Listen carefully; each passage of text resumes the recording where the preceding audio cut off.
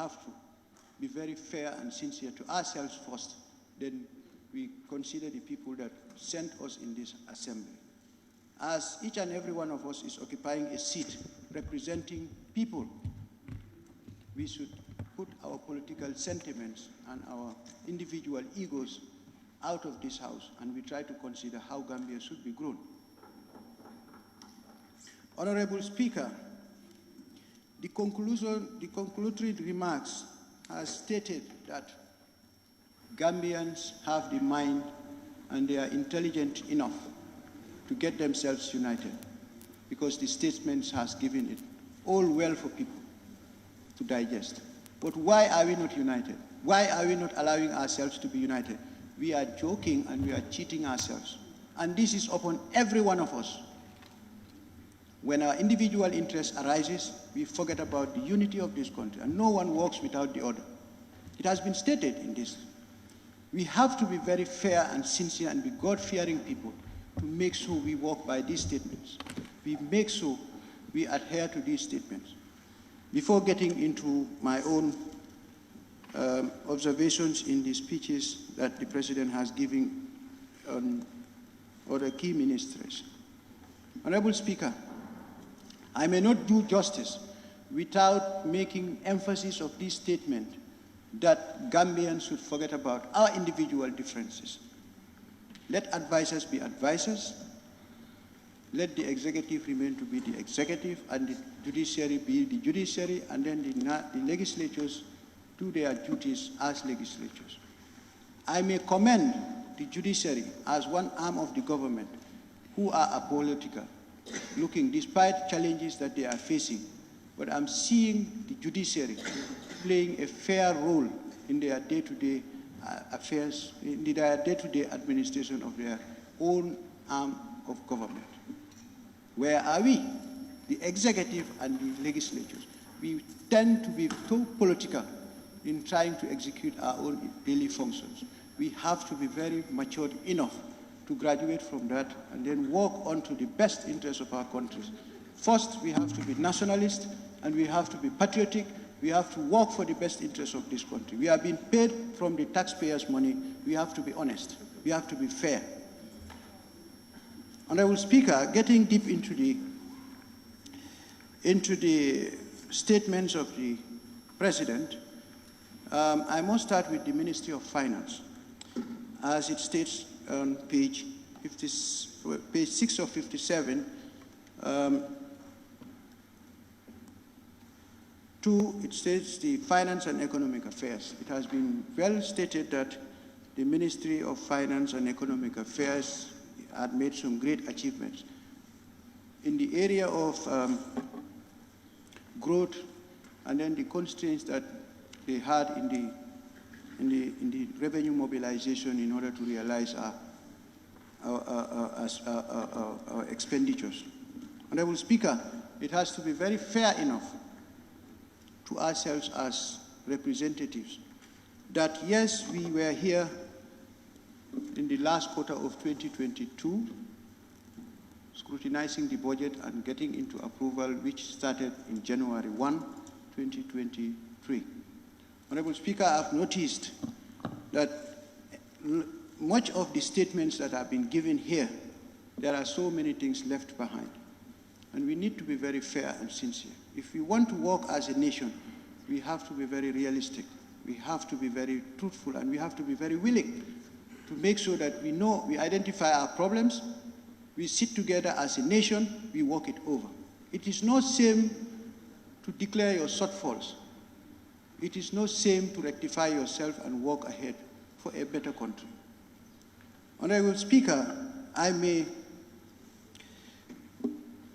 suggest the Ministry of Finance to look into the financial subsector of this country. We've seen the central bank being the banker's bank, and we've seen the registration of so many commercial banks in the system. They are here to trade financially. They are here to support the private sector, both the government and the private sector.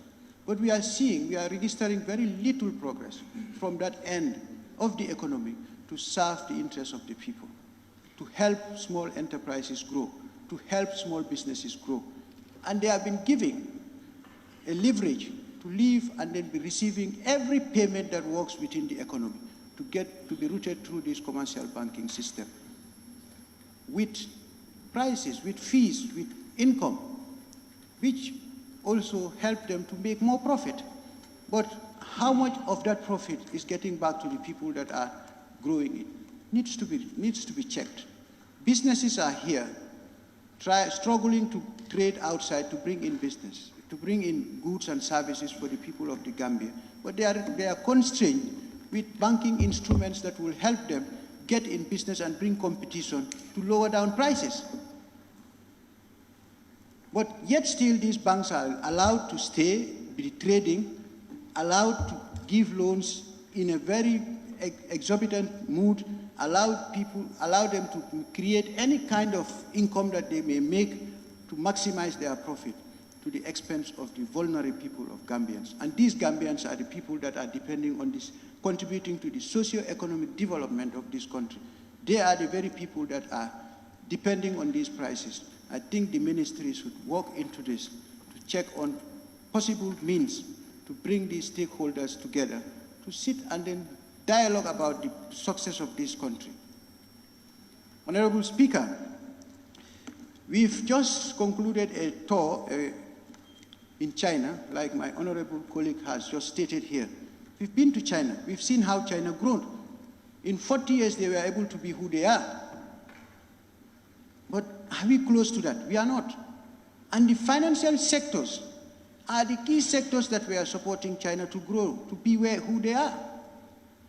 Few ministries were the contributors of that elevation that China had today to be named as the second biggest economy in the world.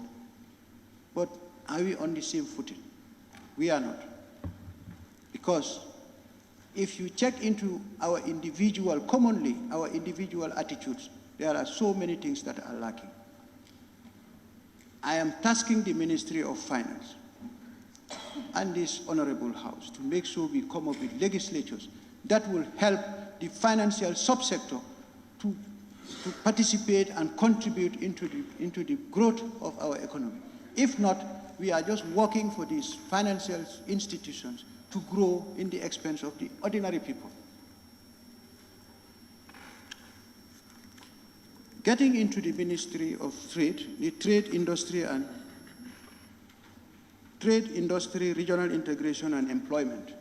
It has been stated that there is a new bill that has come into effect, which we have just concluded the third reading of the 2023 Labour Bill that has been, which has been a great success and a great achievement from both the executive and this House. But I hope the laws, that bill, the content of that bill is being executed at its fullest to make sure that it reaches out to the least Gambian that is about to be covered by that same bill. We all understand employment opportunities sometimes are of choice. Yes, we know. But once you enter a contract with an employer, you ended up being a vulnerable person. You ended up being dancing to the tunes and the wishes of the people because of your lack of knowledge of what is governing you or guiding you to be employed under that circumstance. You tend to be abused. And I think this time, with this bill, the executive, the government, and this House should make sure that it is being made clear, line by line, page by page, to every Gambian that is to benefit from this bill, to make sure that you know what this labor bill, so that we Gambians will be compliant, would be of standard to the international labor laws. It is good to encourage employment opportunities, but it is also very detrimental to encourage an investor that will come in to abuse your own people. Honorable Speaker, I may not do justice if I did not get into the Ministry of Agriculture. We've been talking about within the speeches that the president has just given out. He has said that there are some lapses that are caused by the Russia-Ukraine war due to cereals that are imported from Ukraine, that is the wheat and the maize.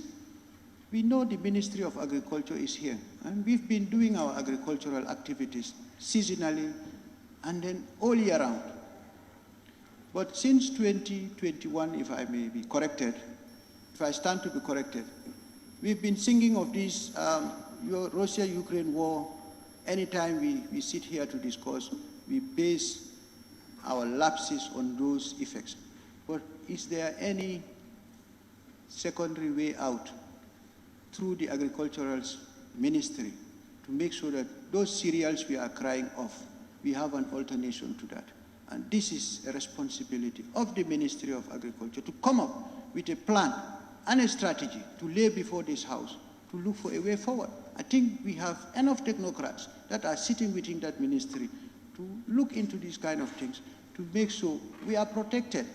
We don't remain vulnerable to be waiting on Russia and Ukraine to enter into a truce or to enter into a peace deal, to enter into a compromise to finish that war, that we become living human beings. We rely solely on our government. And the government should also look into modalities. In the event, without the Russia-Ukraine, we should be surviving. We are human beings born in Gambia, and we should be living in Gambia, and we are citizens of Gambia. I only hope that the Russia-Ukraine war gets to an end very soon, but I am urging the ministry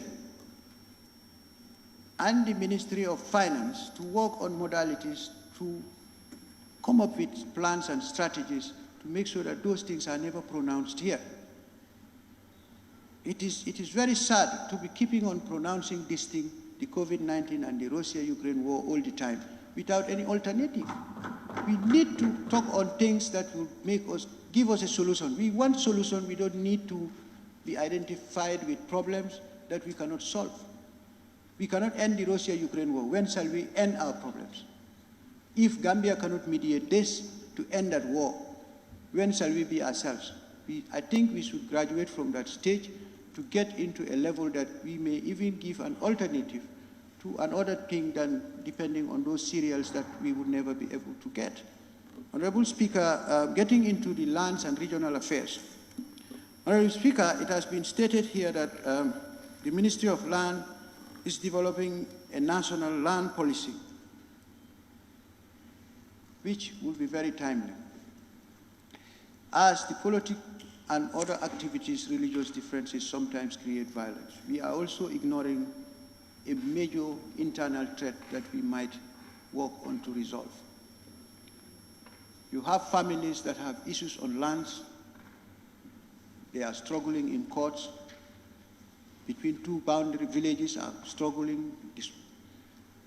Constituencies are having issues. Regional boundaries are having issues. National boundaries are having issues. I think this should be a robust step that the government need to take on seriously, and then make sure they task the ministry to come up with an early policy that will be set by this House for scrutiny, and then we get on to immediate laws and procedures that we will be taking to make sure that those problems that might emerge in the near future to cause problems that we cannot resolve. I think the land issues are becoming major threats of our peace and stability and our coexistence as people in this country. So it should not only end to be a statement that is to be given, but we need to see action over that thing.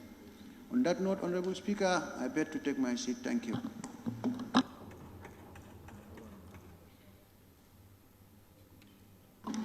Thank you very much, Member for Combo East.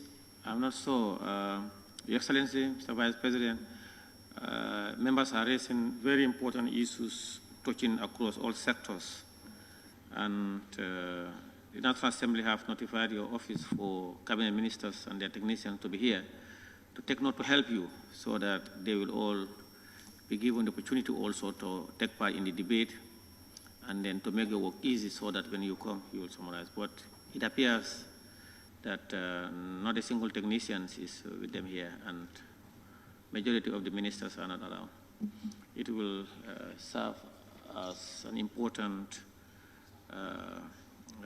matter that they are here, so that when members raise issues, they can help and respond, and also those that need actions or need to be tabled in their various offices, they will do so in the interest of the nation. Thank you very much. I hope they will join us today. I now give the floor to the member for Bakau. Thank you very much, Honorable Speaker, for giving me the floor. Honorable Speaker, I will be very brief since speakers before me have highlighted most of the issues. So on that note, I wouldn't like to take much of our time, so I am going to be very brief. I start with the introductory remarks of the President, in which where he highlighted about his plans and setbacks and challenges of which his government has gone through. Among them, one of the setbacks is education. Honorable Speaker, I believe yearly 18,000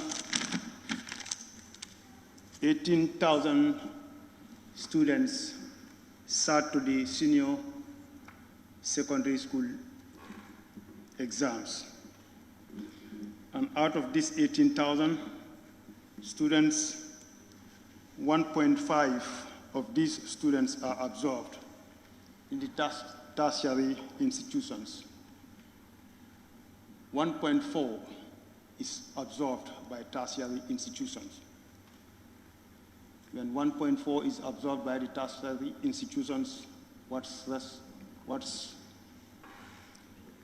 wrong with the rest of the students that are going to be sitting down? What's the plan in place that the governments have for these students, Honorable Speaker? Having gone through the speech of the President on the interior, the Honorable President have exposed his plans, but to my understanding and to my observation, the security levy fund charged at the airport, it's a burning issue of which the President have never mentioned anything of such. This security levy affects our tourist industry, which forced the Scandinavian tourists to cancel all their flights to the country.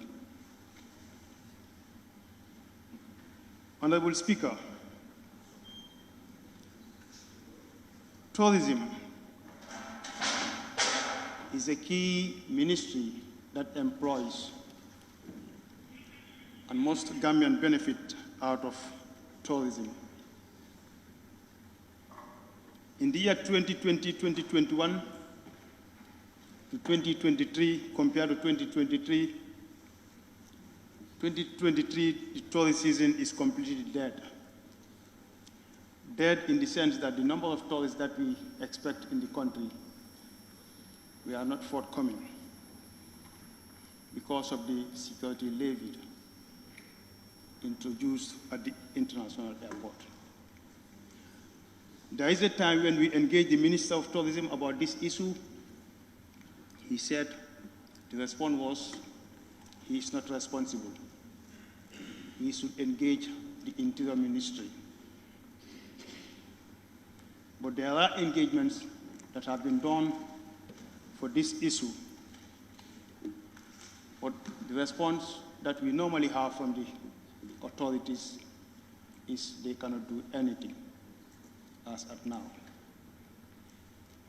Honorable Speaker, when such responses are coming from a government, what type of government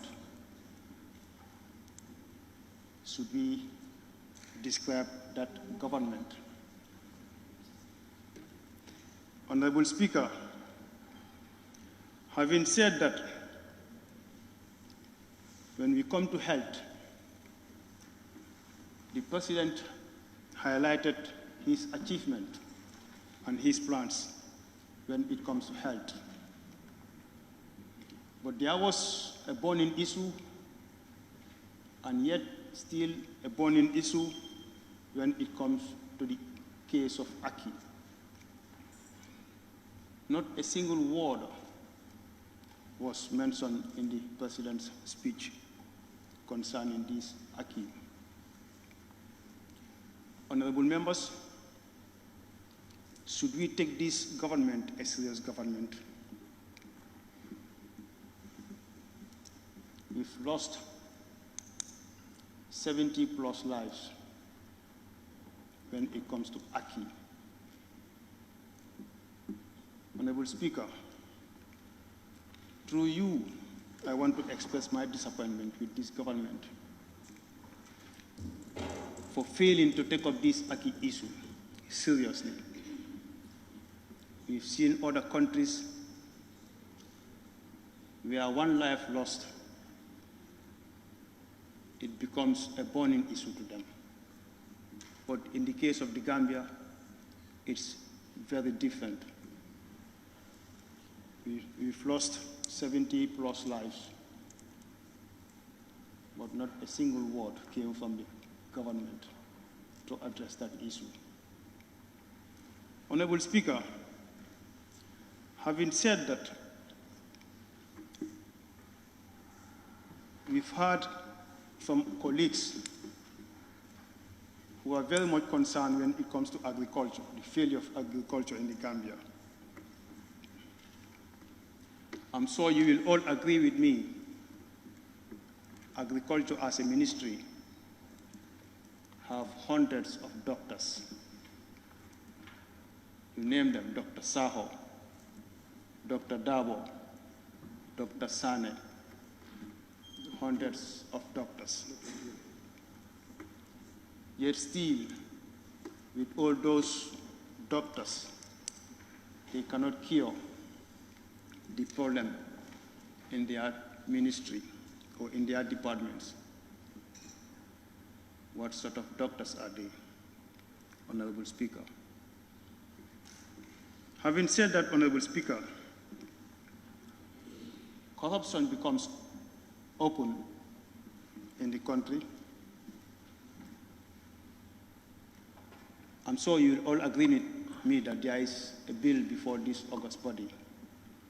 Surely it will be passed before the end of this legislative year. Corruption becomes order of the day.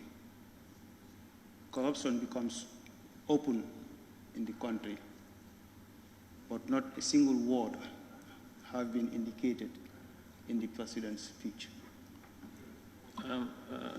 Honorable Member for Bakau, I heard you name names. Please let's avoid naming people who may not be able to come and defend themselves here. We can name for our positions or generalize. Thank you. Proceed. Thank you very much, Honorable Speaker. Honorable Speaker, I've said corruption becomes an order of the day in the country. Not a single word has been mentioned by the President in his speech. Honorable Speaker, we have seen the economic failure in the country. A serious government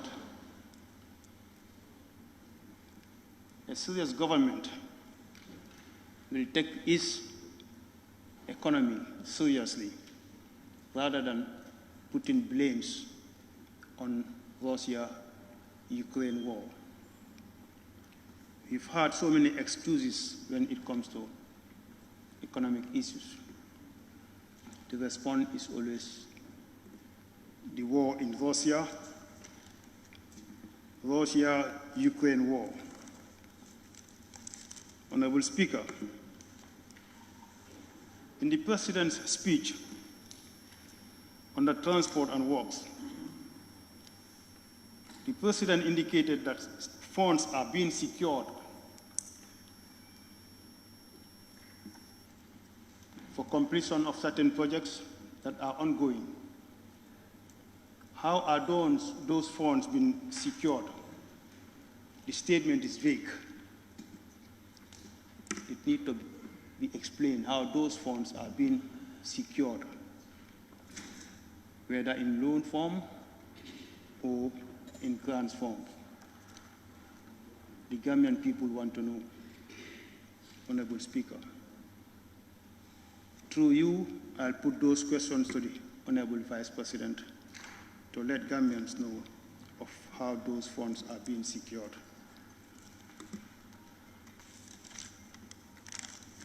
Honorable Speaker, with those remarks, I think I would prefer taking my seat without taking much of your time. I thank you very much.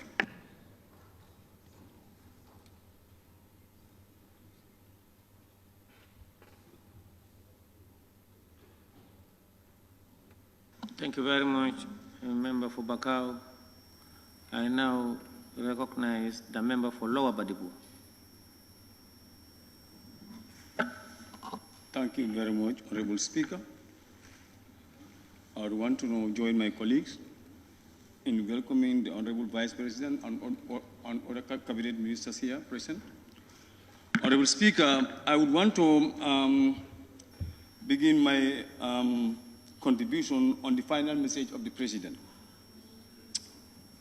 The President put emphasis on national unity, and I believe unity is key to development.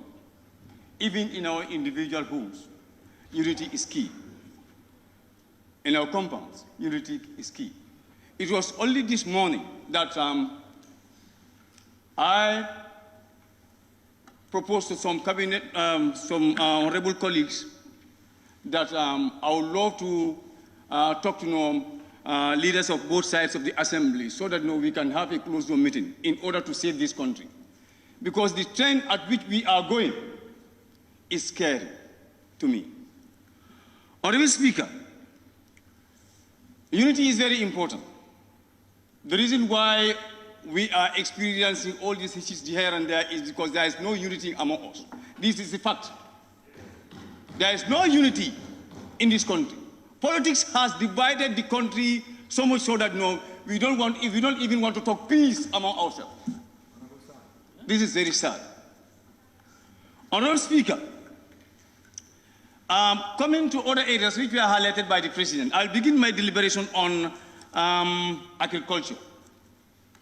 Honorable Speaker, I'll join my honorable colleague, honorable member for Lower Salum. He mentioned that technocrats has failed the President. Honorable Speaker, if that allegation is true, I am pleased urging the President of the Republic to look into that allegation and take a firm action against those culprits in order to save our motherland, the Gambia. Honorable Speaker, every department must have a head. The head of agriculture in the Gambia here, because I will not agree with some honorable members who are alleging the entire Department of Agriculture as people who are not doing their job. For me, I am directing my dissatisfaction to the Honorable Minister of Agriculture. Honorable Speaker, the minister before this Honorable Minister, Honorable The minister before him, she used to be a very good minister. We saw how committed that lady was. I am not here to threaten anybody, but the truth is truth. Where is the agricultural minister here today? And he's in the country. Where is he? Which gathering is more important than today's gathering? Honorable colleagues, let us face the reality. Let us stop fooling our government brothers and sisters. We need to have this country at heart. If I am the president today, some of the cabinet ministers, honestly speaking, I will give them red card. Of course, I have my darlings among the ministers. If in fact, no, I am permitted, I will, of course, love to mention names. But no, I will not mention names. I am permitted? Okay. Honorable Speaker, the President spoke about the provision of fertilizers to the farmers, as well as mechanized farming implements. It's a very good move, provided that that promise is going to be fulfilled. This is what we would love to have. I could remember last year, my own people were given donkeys. So if my people are to replace donkeys with modern farming machines, I think it's a welcoming news for us. But, Honorable Speaker, I would love to ask Honorable Vice President, how soon are we going to have access to these things which are promised to Gambians by His Excellency the President? How soon? Rainy season is just at the corner. Gambians were crying of high price of fertilizer last year. And the expectation is there is going to be a reduction on the price of fertilizer this year. Yet still, we are yet to receive any news from Agriculture Ministry concerning the reduction of fertilizer. That's my nature. I'll shout. That's my nature. Maybe no Sarhules, if they don't want to hear, they can put something into their ears. Honorable Speaker, I am challenging the Honorable Minister of Agriculture to do something for our poor farmers, rather than attending meetings that are not to the best interest of our agriculture. Of course, we are all politicians. We did politics before. But politics, to me, should be of the thing of past now, because all the electoral cycle has been completed now. Let him come and tell Gambian farmers what he has for them in the pipeline. This is what we know we need from that ministry. I will not blame everybody at that ministry. We have good people at that ministry. We have people who are working at that ministry. You cannot blame everybody, in that ministry. If I am to blame somebody, because the moment this thing is rotten, the whole body is going to be rotten. I think the head has a problem. The head of that ministry. Honorable Speaker, coming to the employment, which was, of course, being emphasized by the President during his honor speech. The President declared that his government desired to address the plight of young people in this country. And he promised that he is going to create no less than 150,000 jobs within the space of 5 years. It's a welcoming news, if it is feasible. If it is feasible. Honorable Speaker, this is a question which is direct to the Vice President, Honorable Vice President. Honorable Vice President, I want you to tell me ways and means of creating 150,000 jobs within the space of 5 years. When we are relying our development on loans, grants, and what else? How would I put it? Especially loans. I think it is high time for all of us to believe in ourselves.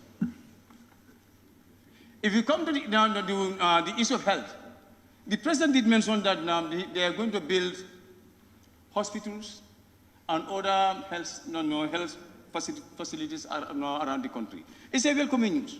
But my belief is we have structures in this country, hospitals and health centers. We have structures. Why can't we equip those structures for the immediate need of Gambians? Gambians are suffering when it comes to health, to have access to good health facilities. We are suffering. Simple testing machines are not in our health, are not in our hospitals, neither health centers. It was only 3 days ago, a relative of mine was directed to Ahmadiyya Hospital for simple testing by a Serekunda hospital. Is that not a disaster? Simple testing machine. And yet still, we have big heart to say we are going to construct this, we're going to construct. Why can't we, of course, equip the already ones we have? Honorable Speaker, I think this is a trend in which the government should take, because we are faced with what? Limited resources when it comes to finance. If you are faced with limited resources when it comes to finance, you have to prioritize your things. We arrange our needs according to importance, how important they are. The issue of health is paramount in this country. Honestly speaking, if you are sick and you don't have money in this country, if you want to rely on our health sector, I don't mean private, maybe private, if you pay money, you'll have no proper treatment. But government-owned, honestly, you will meet your death at that place if you don't mind. Honorable Speaker, coming to the issue of works, the President, of course, I commend the Gambian government for constructing roads, especially in the provinces. I really commend them for that. Gambian-owned. It's a welcoming idea, welcoming news. I really commend the government for that. But in his speech, the President said, the ongoing road construction from Kerr to Njawara is almost completed, 90% completed. I went to that place. I came there day before yesterday. I don't know who must have given that information to the President.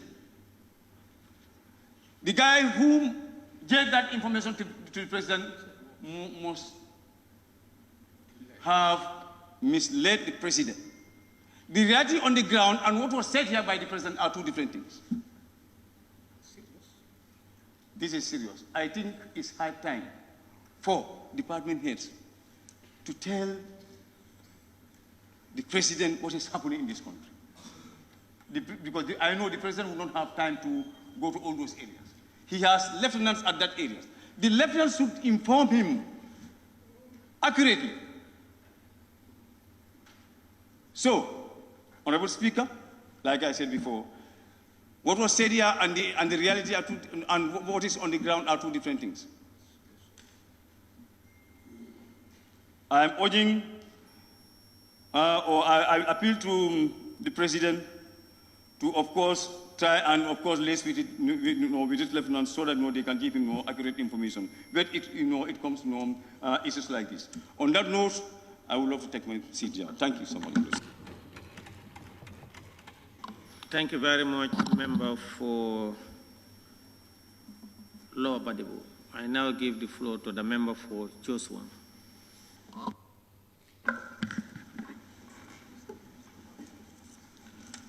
Thank you very much, Honorable Speaker. I also join my colleagues to welcome the Vice President and also say a big thank you to the President for fulfilling the constitutional mandate on Thursday.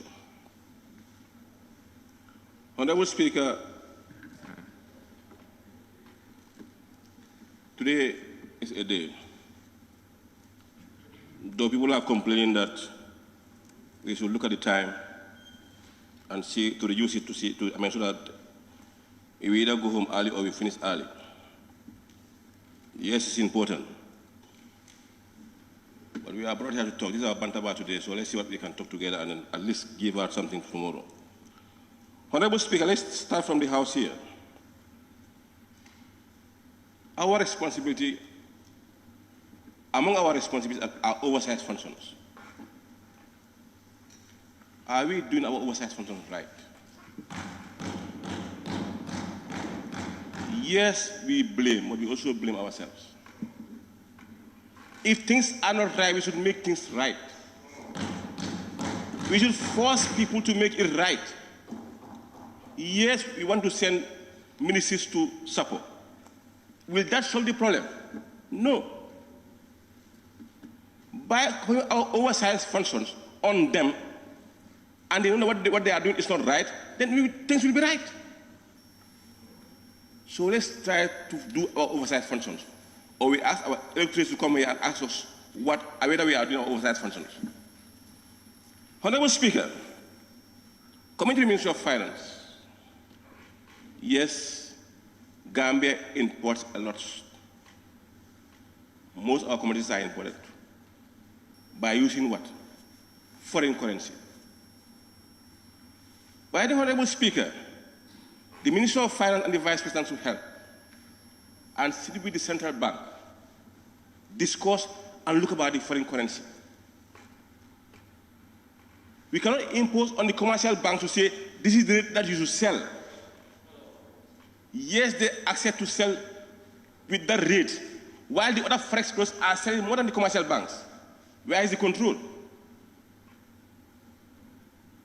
Where is the control? Then you're still creating another problem. I'm not saying no to forex bureaus, but if you are controlling down there, we also filter it down. At least everything becomes one. But if you're not at the bank don't have it, the forex bureaus are having it, then who is going to the bank? If I am to go and sell my dollar, I better go and sell to the forex bureau than sell it to the bank. Then the next minute there's a problem. So I think Honorable Minister and the Vice President, we should sit with the central bank to see how best we can regulate that. Because it's very, very important. If it's going to happen, let it come down to the forex bureaus. Yes, we always talk about China. And I'm always proud to talk about China because I'm just from China. And I see the way they are doing things and they are right. If you have your foreign currency, you go to anywhere to see a forex bureau. No. Even if you are buying, they ask you to go to the bank and change it at the bank. Then there is a control. The bank controls everything. Why not here in the Gambia? A little country like Gambia. Let's control the forex bureaus and let them work in line with the banks. The moment you impose that rate to them, let it go back to the forex bureaus. I think that will help, at least to stabilize the foreign currency. Honorable Speaker, we always talk about Ukraine, Russia, and then COVID-19. The same China again, where it started, COVID-19. When I went there, I asked some question. After COVID-19, what was the impact on the Chinese people? They did not feel it. Because everything was okay with them. So I think we have to move ahead from Russia-Ukraine war and then think of how best we can take our own case in the Gambia so that tomorrow it won't happen. So, Honorable Minister of Finance, I know you are doing a very good job, but you need to develop your effort. We always set targets for GRA to say we need this thing this year. Should we only stop at GRA? Should we only stop at GRA to say we need 3 billion, 10 billion every month? I think it must filter down. As our oversight function, Honorable Vice President, I think it's important you engage your ministries and set targets for them too. For the first quarter, this is what I want to happen. And I want to see it happening. We also set targets for you and the President, that this is what we want. By setting those targets, we'll change this country. But if we only put it only at one side as GRA, then GRA also to bring it back to us, as citizens. Because if they overcharge at the ports, overcharge on their tax, then it comes back to us. So any amount you have, you give it back to GRA. So I think it is very important for us to look at those areas. Coming to the Ministry of Agriculture, which everybody talks about. I said here last time with the proverb, I think it is important now for the ministry to sit and start asking themselves a question. Honorable Vice President, Engage the Ministry of Agriculture and his team. Tell them this is a concern from the Gambians. We need to know what is the problem. Monies are coming. Monies are pumped in that ministry. And another day we are nowhere. Why is this happening? What is the problem? Send them to support. Build them station in support. Station in support will not solve the problem? I will say no. Even if they are here and they are doing what is right, honestly, there will be no problem. It's better you go to Kantora and get the bigger, the local farmer there and put him as a minister of agriculture to give us what you want. Because they feel the pain. They know what they want. Yes, our technocrats are here to guide us. And I'm in support of that. They are here to guide us as technocrats. Just as in Parliament here. When we need them, we call them to come and advise us. But after advising us, hope they are doing what is right. Honorable Vice President, I think the Minister of Agriculture needs to be looked at properly. We have the river, we have the land. What is our problem? Let's see how we can change this country. And the ministry can do it, if they are ready to do it. Gambia is very small, less than 3 million people in this country. Then what's the problem? Honorable Vice President, please, I think it's important you call them. I also have a question that, when I was going through the speech on agriculture, number 6, on the how to call it, the number 6, if you permit me to read it, Speaker, there will be incentive-based risk sharing system for agricultural lending. Which group are we targeting? Which group are we targeting? Is it the farmer in Sami, or are they people coming from outside who are there to invest in agriculture to be given money by the bank, or what? I think it needs to be very clear. We need to know who are we targeting. But if we are taking our local farmers, I think we need to look at it properly. Because a farmer in Old Joshua who wants to engage into farming and then had nothing as a collateral, had nothing to protect him, you want to impose that onto him, it might be a failure based on your family needs around your area.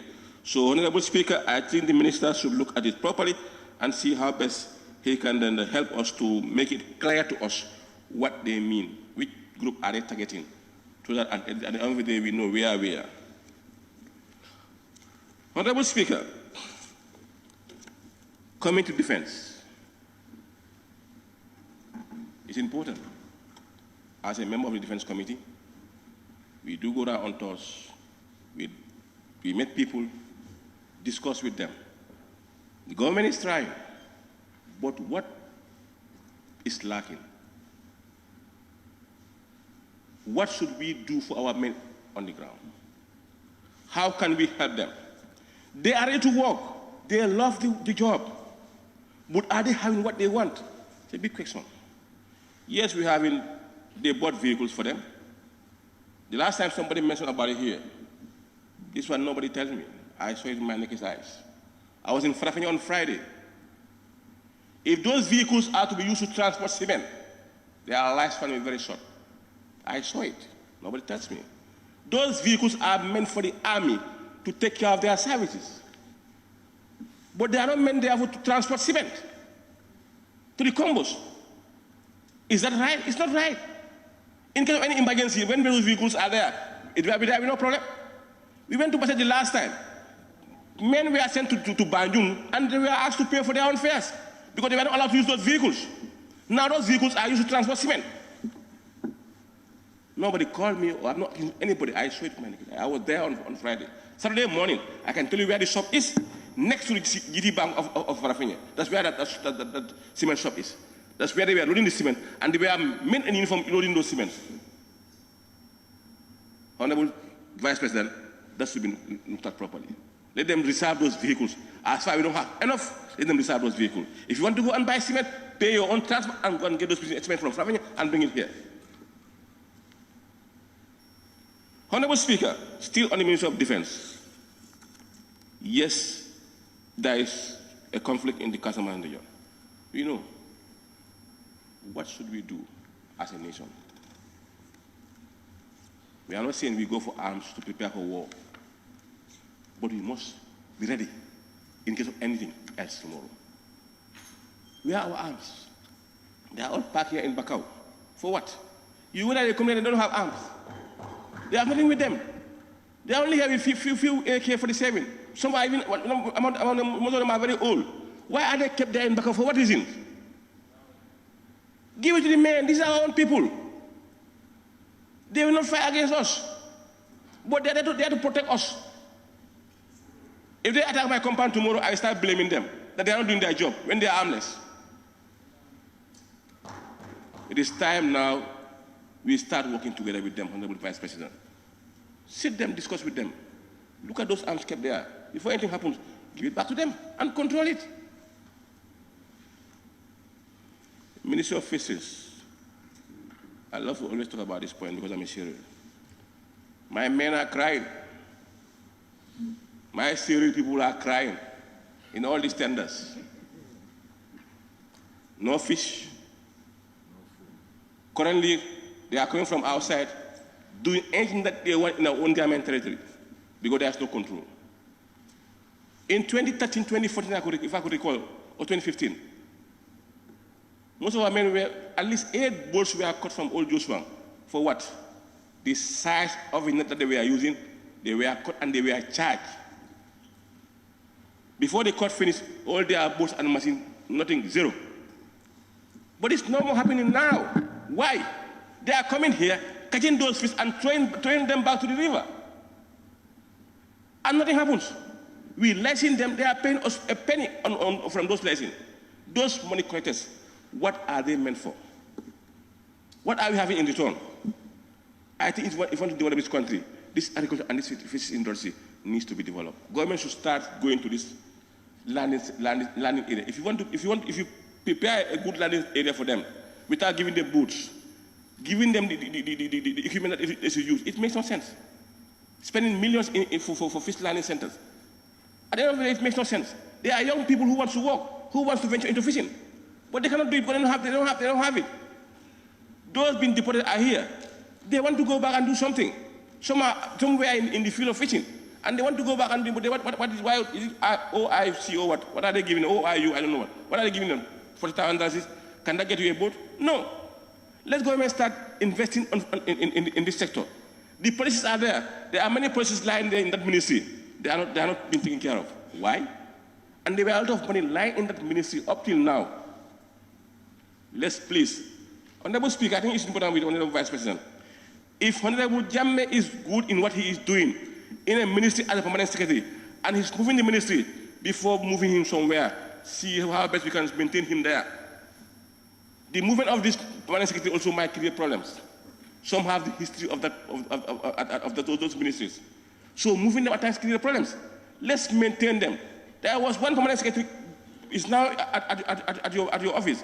Is it Jiba? He was with the Ministry of Fisheries. He is no more there. And that guy, he was in touch with his people at the grassroots. He was working with them closely.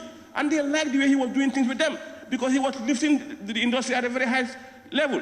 But he's no more there. Where is he now? At the president's office. Where is the knowledge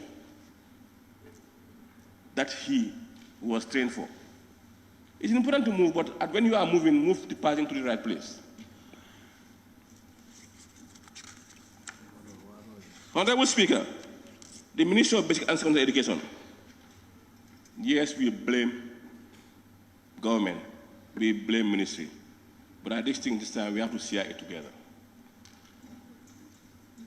What are we doing as parents? What are we doing as parents to change what is happening? If the results are bad, if government contributes, we also contributed as families, as parents, sorry. Who among us here follow your boy or girl child to the school to know what he is doing? Who is here? Who among us here will sit a day and ask your child to bring his books and look at what he is doing at school? It's very rare. Even your child having a problem in class to ask you to help him, you think that you are tired. Give it to your mother. Why say if the mother is not educated? It's not happening. Are we monitoring our kids from school? Are we monitoring at the school level? These are questions that we need to ask ourselves. Yes, government has a role to play. But if they are educating the teachers, giving them what they want, and it's still lacking, because teachers are still complaining. But how about the child in the house? When we prepare to go to the class, with only 4 or 8 hours with the teacher, how many hours are they spending with us as parents? That's the question that we need to share together.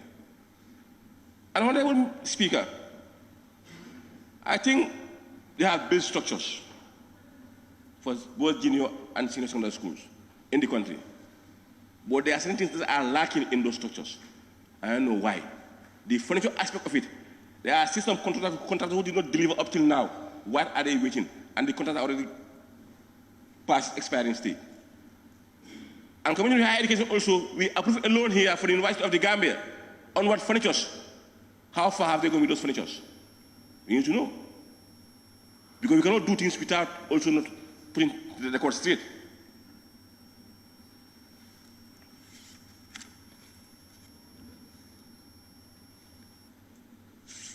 Honorable Speaker, coming to the Minister of Interior, the President made mention of the rate of crime reducing in this country. By who? By the security force.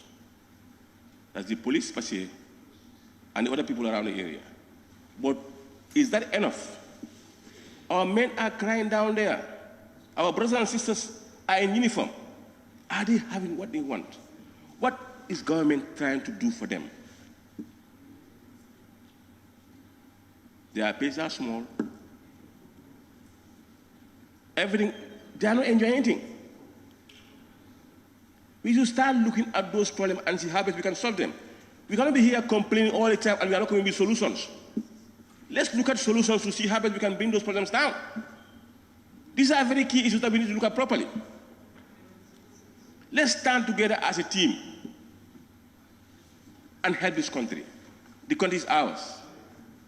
Our men are in uniform. Our men in uniform needs to be taken care of.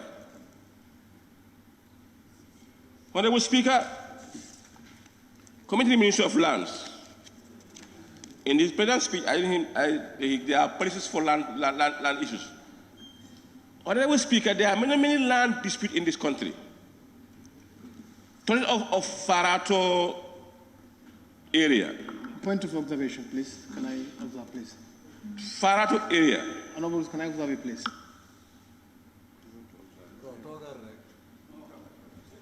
Honorable, proceed. Observation, please. Yeah, it's for him to allow, for you to allow the member. If you don't allow him. Thank you very much for allowing me. But then I'm making a special appeal that let's look through the documents. Look at the points stated. What we agree, what we agree, profile solution, make headway. But if you want to talk generally, every sector, we cannot finish this discussion here. It's like turning to an adjournment debate. Look at the policy document given to you, criticize it, pro and cons, we forge ahead. But we want to talk generally now, like agri-sector, everything, we're not going to make headway. Exactly. Adjournment debate and debate on the speech. Please. Thank you. I think I give you the floor to observe me, but I think, Majority Leader, being the Majority Leader, I have given you the floor, but I mean it was the guy from Jara would have said no. I'm not saying I'm out of touch. No, it's very simple. This is about the President's speech, and I'm talking about on Ministry A, B, C, and D. At the adjournment debate, that's fine, but here, please, coming to the Ministry of Lands, as I said, he mentioned of policies that they are preparing to guide the land issues in this country. I think it is high time for those processes to be brought here at the Assembly so that we can act immediately. Because we have a lot of land dispute in this country. And in many areas, if you go to Fatou currently now, the other issues that are happening there, people have been living in those compounds for years, and now they are entering into their compound and divide them into two forcefully. From different landowners claiming ownership. When you have been there for years in those areas, now people are going there, reducing their compound into sizes. So before anything happens, Vice President, I think it's important you engage the minister to go to the ground and see what is happening. Honorable Speaker, tourism and culture. Yes, somebody talk about the tariff at the airport. In that is what is disturbing the sector. But I think also these are two things that we need to look at properly. We always concentrate. Honorable Speaker, don't worry, they cannot distract me. If they, I can hear me for 1 hour, if they want, I can just... Please, Honorable Member. Please. We have... Let me sit down. No, I heard you murmuring. I was trying to... No, it's not me. Yeah, please, no. When I drew your attention, you thought I was distracting you. I'm not talking about you. I said, don't worry about them. Don't worry about them. I want them to give... Don't worry about it. Let them continue. When I'm speaking, please, you sit down, Honorable Member.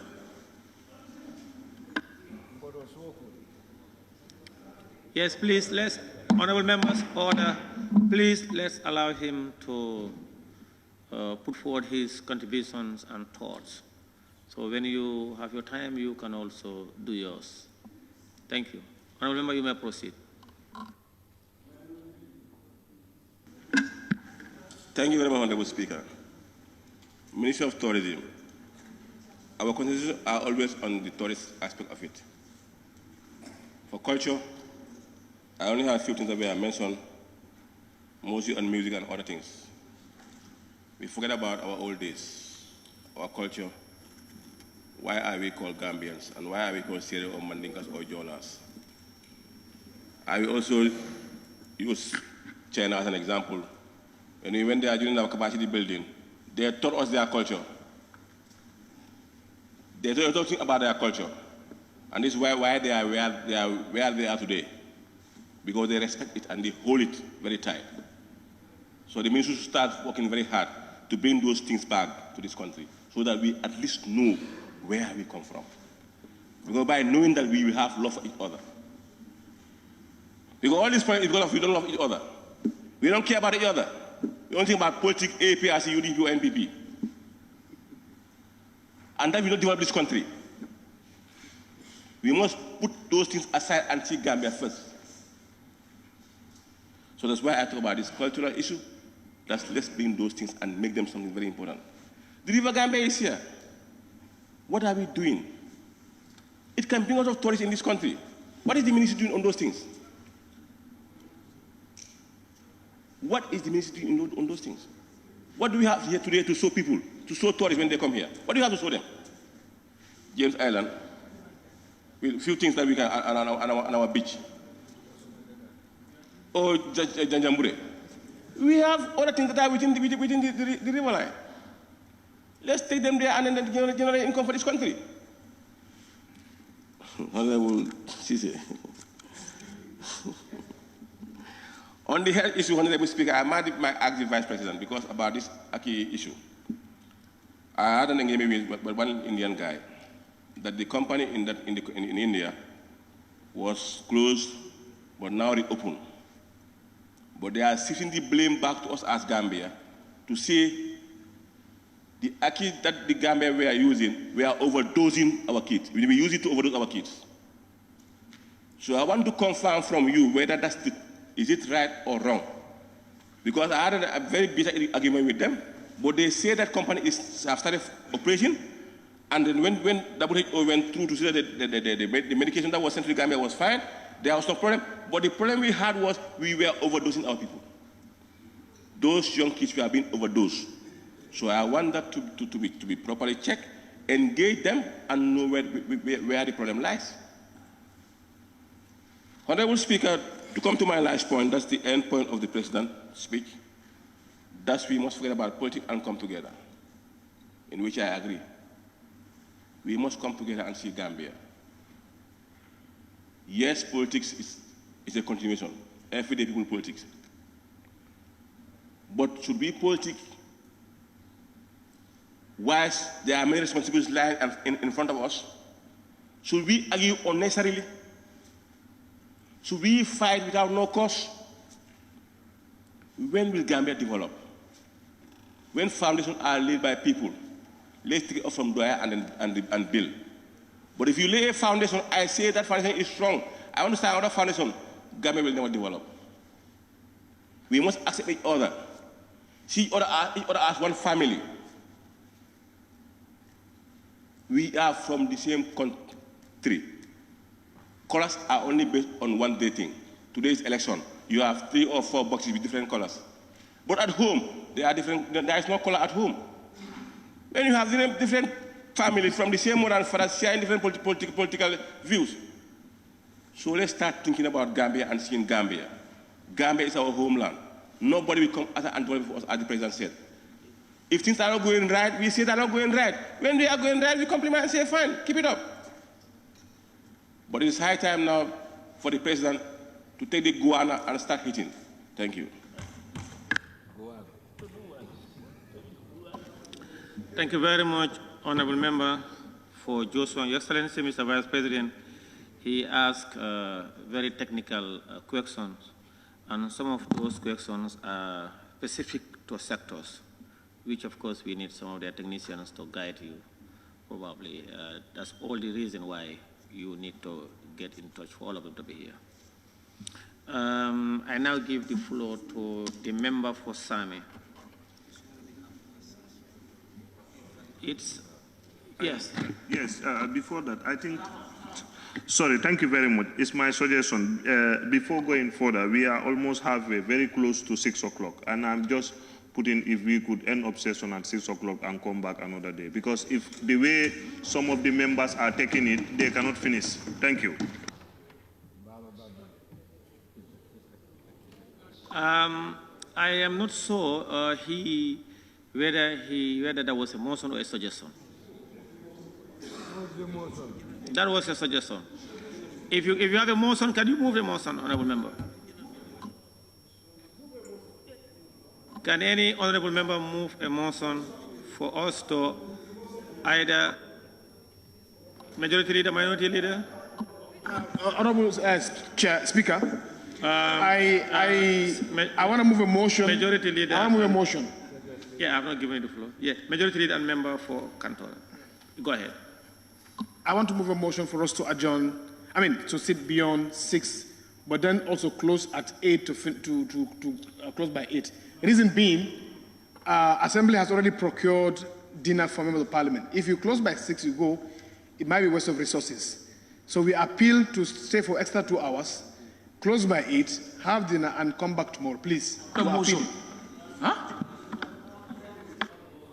No, you cannot put forward a counter motion when the motion have not even been seconded. Any seconder? The member for Woolly is. Honorable Speaker, I rise to second the motion that we sit up to 8 o'clock so that tomorrow we can finish earlier. Thank you.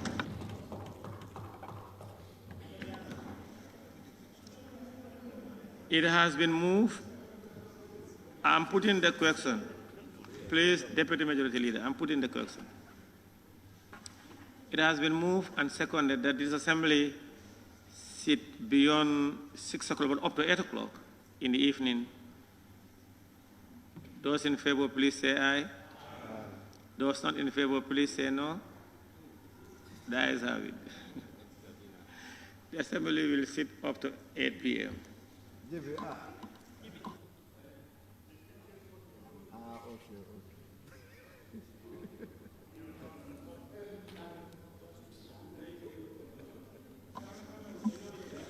Now, the member for Sami.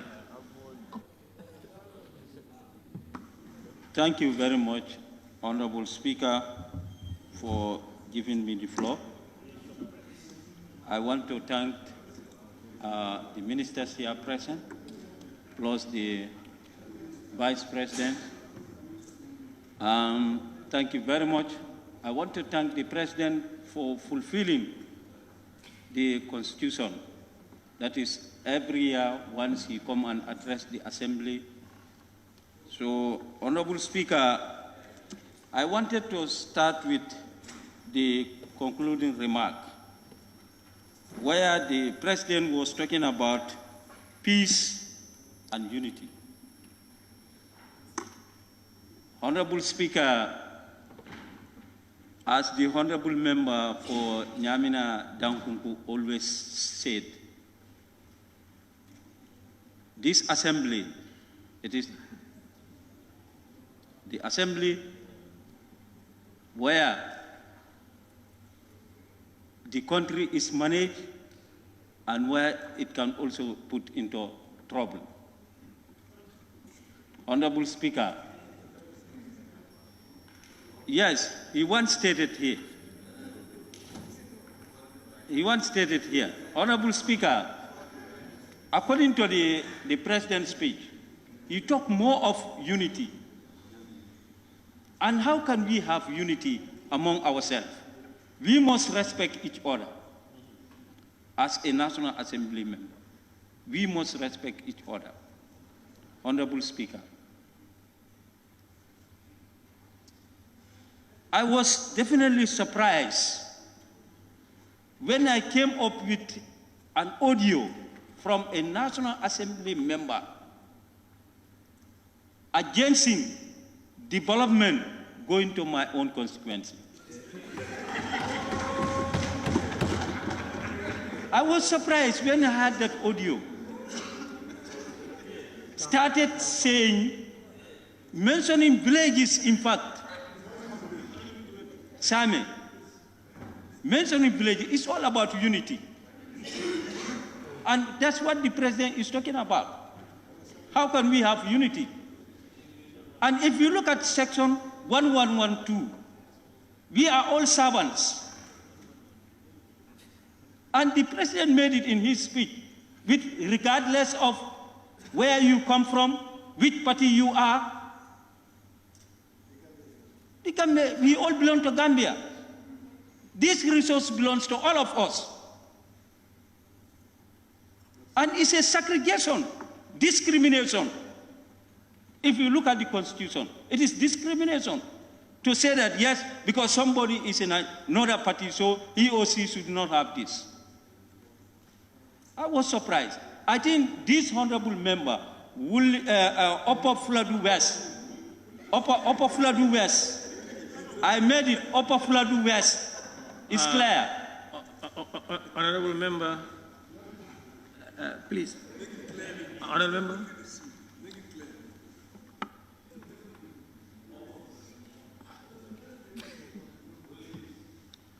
Honorable member, I am a bit confused. I'm not sure. I don't think we've given him the floor before, so why not we concentrate on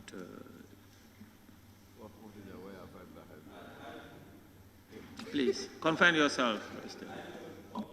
Thank you very much. Honorable Speaker, we are talking about peace. How can we have peace? And this guy is trying to bring discrimination. Will that bring peace among ourselves? And it is in the State of Nation address. This president himself made it clear. So if you tell me I'm out of order, definitely I'm surprised. So I think this honorable member, Upper Fladu West, he has to apologize to the people of Same. He has to apologize to them and withdraw. Thank you. Honorable Speaker, I first want to go straight to agriculture. Agriculture, the importance of agriculture, So, Honorable Speaker. Honorable member for Sami. Yes. You see, that's why I said you are out of order. Now you are confirming that by saying you will force on your contribution go to agriculture. That's when you are out of order. No. I'm not out of order. That's a concluding remark. I'm not out of order. Then I was just looking at the concluding remark, and even the president himself, he started the sectors, and after he said the concluding remark. So I'm in order, Honorable Speaker. Thank you very much, Honorable Speaker. I know you are just trying to pull my legs, but you cannot do it. Okay. Honorable Speaker, as I put it, I said I want to look at agriculture. Agriculture is a very important aspect in our life. We all know in those days, Honorable Speaker, we don't cry of food. We don't cry of food. Simply because we concentrated more on agriculture. But now, with a lot of technicians in agriculture, they should be able to inform us now. With climate changes, they should be able to inform us which kind of crop, if we grow, we will have bumper harvest. But since everybody is crying, food, food, food, food. And Honorable Speaker, if you look at the report, and I always used to say, Honorable Speaker, agriculture is crops and animals. I always used to say. But if you look at the crops, there is nothing mentioned about livestock sector. Nothing mentioned about livestock sector. And there are projects about small ruminants. And other projects, we would like to see the level of those projects in the agricultural sector. Because in those projects, we were told that they are going to provide drinking points for our animals. So we would like to see at least which communities they have provided those drinking points. But those things are not featured in the report. Honorable Speaker and Vice President, and I always used to say what I'm suggesting, and we all start thinking about it. You start discussing it at the executive state. Let's try and separate livestock and crops. Let's separate them. If not, we will not go anywhere. We will not go anywhere. Because if the agricultural sector only concentrate on crops and forget about animals, and some people, they only concentrate on animals, and you leave the animals, what about if there is no bumper harvest and all the animals die? What will happen? We will suffer. We will suffer. So these things, they go hand in hand. So you see, it's better we think of a livestock sector for them to have their own ministry.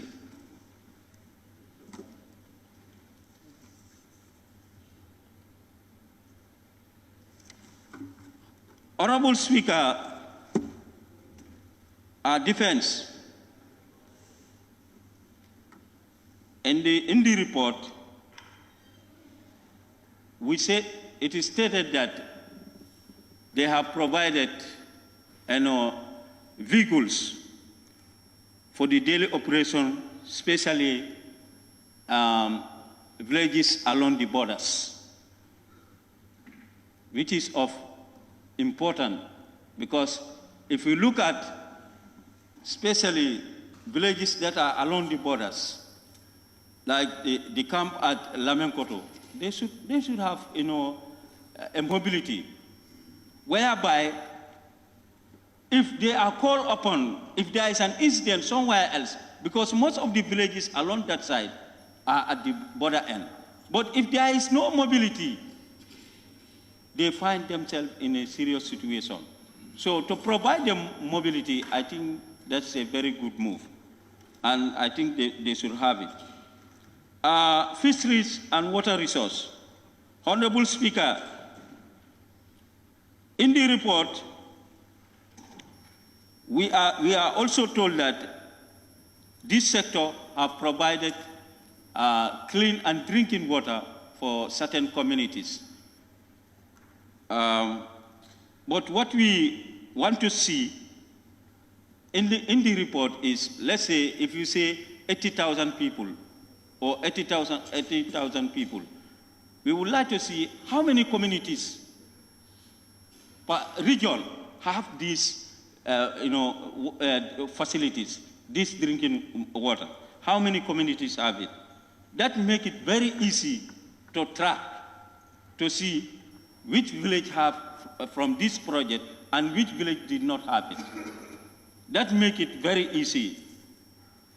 Honorable Speaker, basic and secondary education, yes, they have done a great job.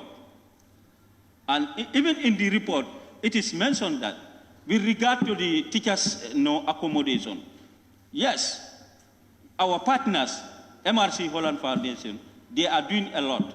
But still, when we went to look at some of these schools, we found out that there are still gaps. There are still gaps that need to be filled. And in the reports, they told us that, yes, they are trying to take care of those things. I think they should try to prioritize those schools that are definitely in need of staff accommodation. I know now, currently, schools that are already constructing, they go line with the teachers' accommodation. It is those old schools that are still suffering of teachers' accommodation. But the current schools that they build, it goes with teachers' accommodation. Honorable Speaker, higher education, research, science, and technology. Honorable Speaker, there was a time, and I always put it, if you look at the whole Gambia, the whole region, it is only CRR North that did not have a skill training center. It's only CRR North. But thank you very much for providing. They have laid the foundation stone, a skill training center at Wasu. But we would like to see that one also, that in the report, at what stage? Because they have laid the foundation stone at the skill training center in Wasu. So if you say that you have laid the foundation stone, and that was a long time, so now you should indicate the level of implementation of that skill training center. You see?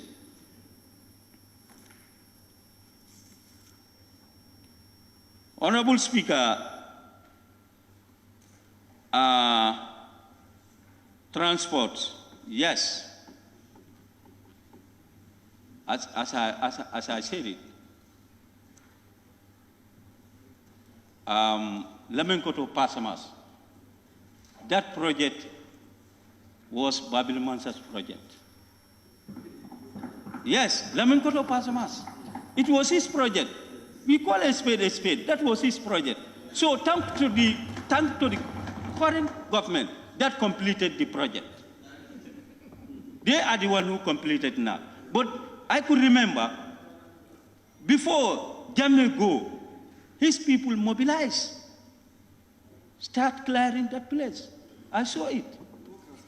The work has started. So that was his project. So now they have also inaugurated electricity in Sami. Just some months back. That also is a great achievement. Yes, we appreciate it. And still there are more villages, Honorable Speaker, that did not have electricity. So, I'm appealing to the government. It's about electricity. Electricity is mentioned. No. Electricity is mentioned. Please. About please. Honorable member. Just allow me to land. The electricity by 2025. By 2025, the government said all the villages will have electricity. Please. That's what they said. Honorable, please. Yes. Please. No. Honorable member, don't address him. Just continue. Ignore him, please. Thank you. So thank you very much, Vice President, for that. We still look forward so that the remaining villages that did not have, let them also have it. As the other said, for me, no, I'm not lobbying. I'm thanking the government I'm also expressing my views. So now, I for one, I will never, ever, either you are in my party or you are not in my party, I'm there for everybody. So that's why I'm surprised when I hear from this Upper Fatou West to mention that. I'm definitely surprised. I'm surprised. I think we need to make a train for such people so that they know how to address when they are in certain gathering. Because some people are carried away. When they see a lot of people, they are carried away. They don't in fact know what should I say and what should not I say. You see, it's a problem. Honorable Speaker, health. We all know the health sector. They are trying, but still there are still gaps in the health sector. And Honorable Speaker, you know, you and I know, we are all from the CRR North. And it is, the President made it in his speech that they want to construct 5 standard hospitals. And that one also, Honorable Speaker, Honorable Minister, and Vice President, if you look at, you know, it's not part of lobbying. You know, you look at the priority area. You look at the priority area. When things comes, look at others that need it. The whole CRR North, there is no hospital. So I think among these 5, we should have one at the center. At the center. Yes, we should have one. Because look at the one in Bansa. What is there? Crossing. Wherever there is crossing, Honorable Speaker, you are in trouble. Huh? No, I'm not lobbying. Honorable Speaker, I think we should have it. CRR North should have it. Honorable Speaker, if you look at transport, one thing that I did not see there is the ferry. The issue of ferries is a concern. These ferries are not in good order. As I am speaking, since colonial time, the crossing point at Bansan, they are pulling. There was a time they brought ferry there, but because of, I don't know, politics, when it is about politics, they brought a new ferry there.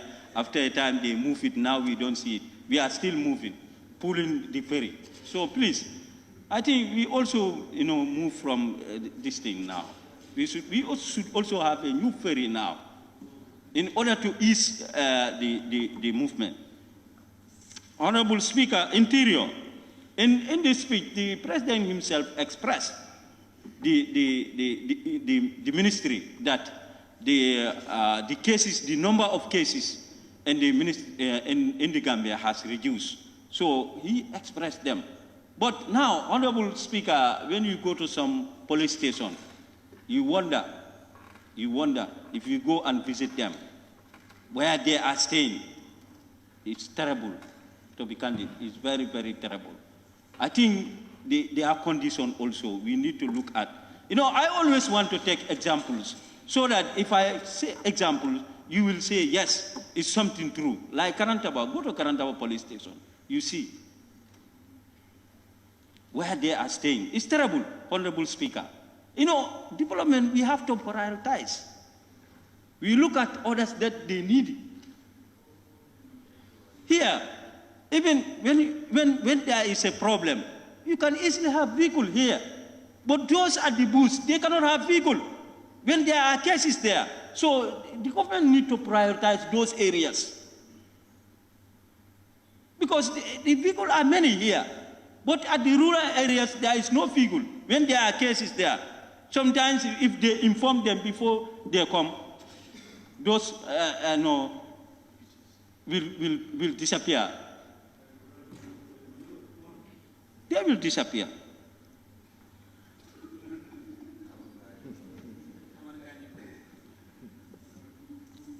Thank you very much. Honorable Speaker, judiciary, others have said it here. That also is the National Assembly members. Because anything, ministers, their role is to bring it here. The draft constitution came here. How many millions was spent on that draft? It's gone. So everything has a time. When they are bringing the constitution, the draft one, let them bring it right now. If they wait until election, it will fail. Yes, it will fail. It will fail. It will fail. Let them bring it now so that we can start sensitizing each other on it and look at the ones that are interest to the people. We can look at those ones.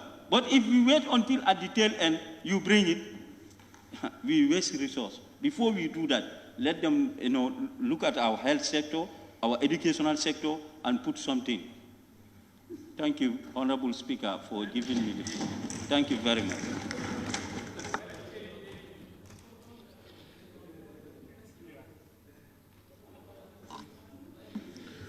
Thank you very much, Member for Same, and congratulations. I saw some of those villages. Member for Same, congratulations. I saw those thatched roof with electricity. That's amazing. Congratulations.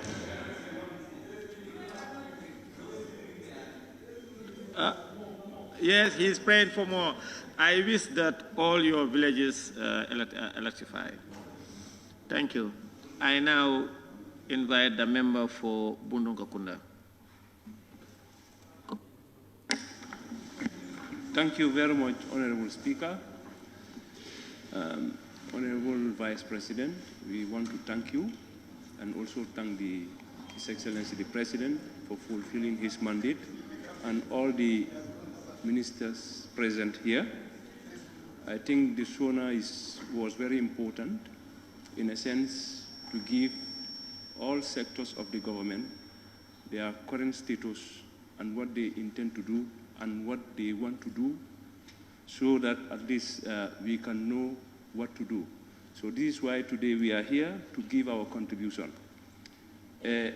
One of the things that I was expecting from the President, which he said, and as leaders, and this is what we are expected to do, if you want to really serve your people and you at least achieve your development goal, one thing that you need to focus is about unity. And he made that in his concluding remark. And that one, in fact, he taxed us as parliamentarians. He said, Honorable members, whilst discharging your duties, I urge you to dialogue and initiate bipartisan collaboration in a positive, democratic manner. Page 55. I think this is very important. And he also mentioned politically on page 54, like all other nations, we have our share of global concern over internal security, crime, living costs, stability, employment, public service, and productivity. Nevertheless, the critical factors that threaten peace and development is this unity. As I always observe, as he said, Honorable Speaker, we may belong to different political parties, religious faith, and other social groups, but we must unite as a nation to realize our national target. Here, he is not only referring to politicians like us, but he is referring to all stakeholders, be it religious faith, be it civil society organization, so that we can come on board, join hands together to develop our country, which I think all of us representing our people from our various constituencies, I think we all want to unite our people, talk to our people so that they can all come together to develop your constituency. And all of us here, we all want development in our various constituencies. The only way we can do that is it has to start from here. You see, the National Assembly is very important. People need to see our oneness first, so that the executive, the judiciary, and the outside, the citizen, can definitely respect us. We can only do that based on that bipartisan politics. Whenever there is issue, let's just try to address it based on what is right. What is not right, we forget about it. So for that being the case, when we come to Minister of Sport, Transport, Works and Infrastructure, he mentioned a lot of road projects, which is very, very, very commendable. And I think most of the communities within our KMC region, we are benefiting from this OIC project. So we appreciate it, and we must thank the government for bringing such a project. But equally, because we are here just to add value to whatever sector he mentioned based on what they are doing. The projects are ongoing. But what we learn, because as a National Assembly member, yes, we should perform oversight function, but equally in our various constituencies also, if there is any government project or anything that has to do with the aspiration of our people, we must try to bring it out. So some of the projects that are ongoing, example, our own Bundung Highway, there is a delay. And not only Bundung Highway, but most of the road, especially the OIC project. So I think the Minister of Works should start, in fact, based on the new roads that are coming, to identify some of these road contractors, whether they have the capacity to be able to at least fast-track some of these projects. Because it's always difficult for people to understand. Whenever you bring projects in their community, they will be very happy, and they will be very happy with the government. But at the end of the day, sometimes, I don't know for what reason, whether it is on the side of the government or on the side of the contractor. But sometimes, based on the current status of our road, the way and the manner it is, people are not much happy about it. And in fact, the way and the manner it is right now, if it rains, I am foreseeing disaster. This is the second time I'm mentioning it. And I think the minister should come on board. You know, sometimes it's important. Even though there is a project, it's always good to communicate. If you bring a project in my community, if there is any issue concerning about the project, there are stakeholders in the community. Call them, bring them on board, communicate with them, so that they can also know what is the problem, and they can get back to the people and sensitize them for them to understand what is really happening. But if you bring a project and the project is slow, sometimes, you know, it defeats the purpose.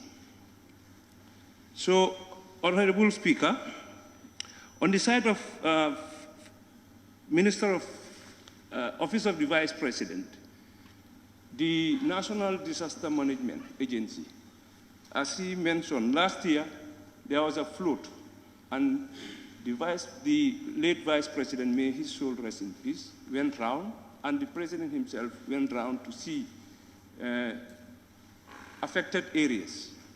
So I think it's high time the NDMA, you know, to start getting themselves proactive. You know, you cannot just wait for, a flood happen for the whole year. You don't even, come up with any temporal solution. Then you wait till the other rainy season. The same thing happens. You start giving them rice, and sometimes this rice food ration they are giving is very good. But at the end of the day, sometimes people like us, the parliamentarian and the councillors, sometimes it gives them problem because at the end of the day, it's based on share basis. Sometimes the amount of food ration that normally comes doesn't reach to the direct beneficiaries.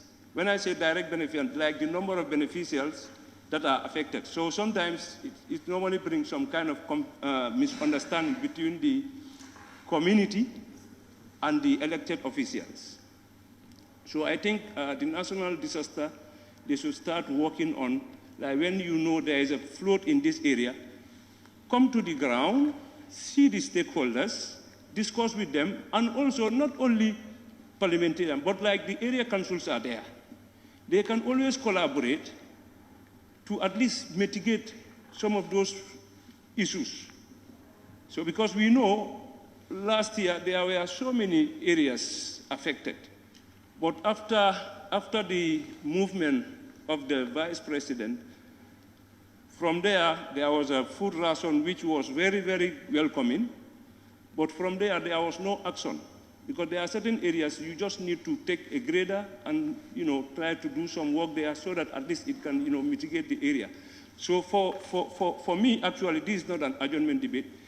Already, as a community, we already have an initiative, and if we have the support from the NDMA, we will at least do something before the rainy season, which we already started yesterday.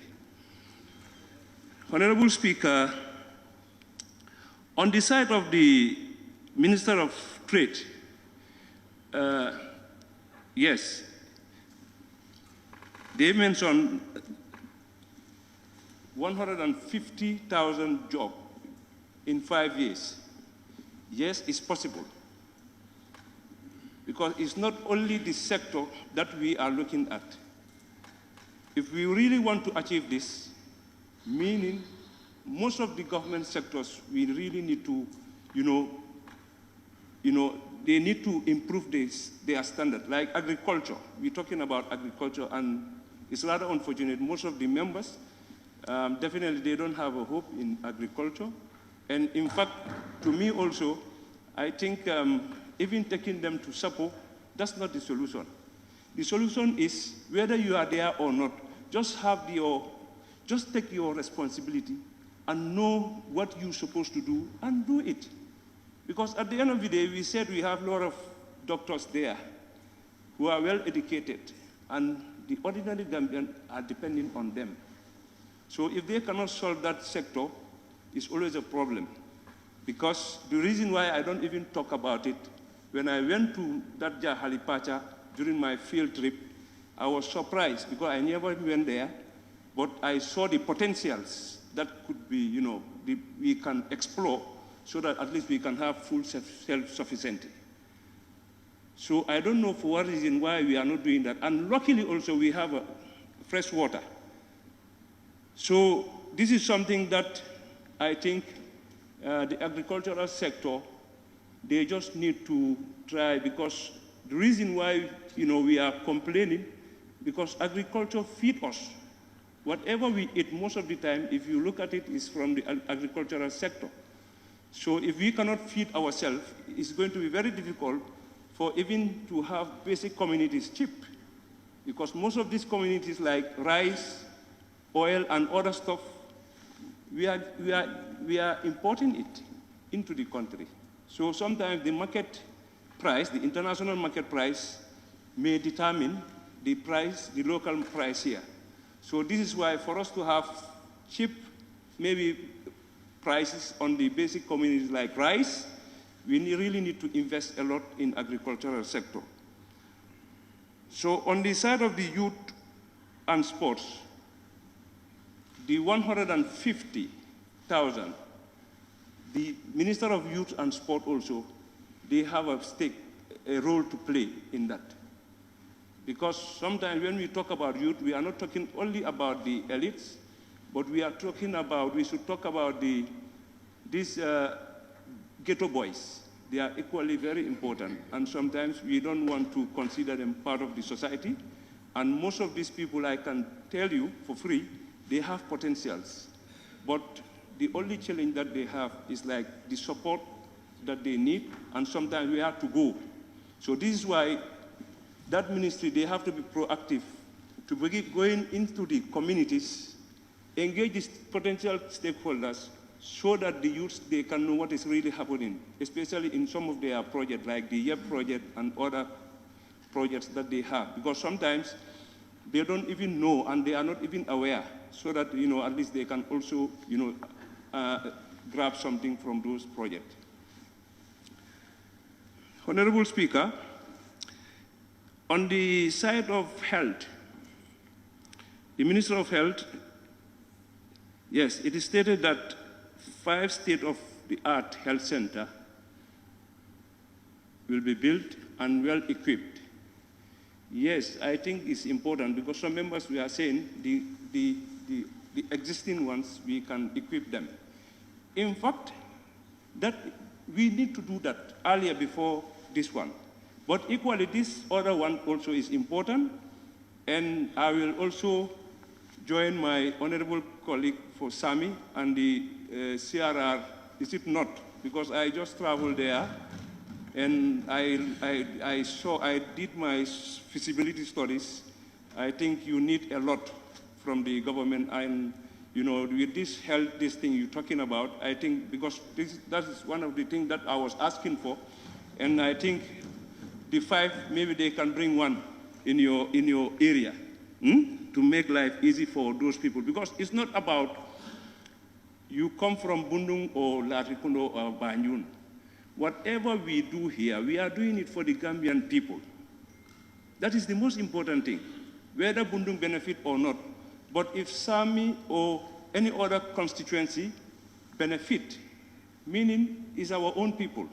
So for that being the case, we will encourage the Minister of Health to fast-track this project, because it will also reduce some burden on some of these other health sector facilities, especially in the greater Banjul area, because most of the time they travel down to Banjul or any other place.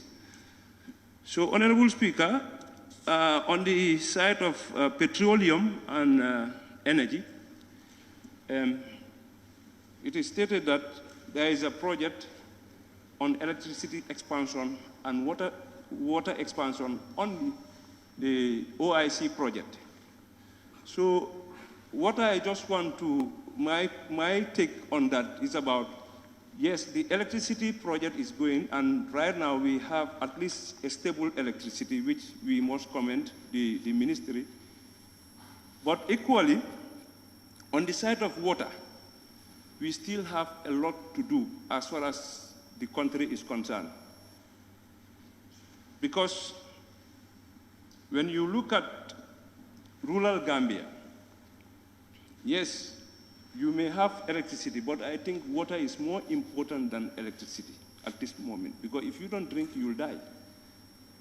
So, and most of the village, when you go to them, one thing that they always cry is water, water, water, water. So I think it's a right for every single village in the country to have water.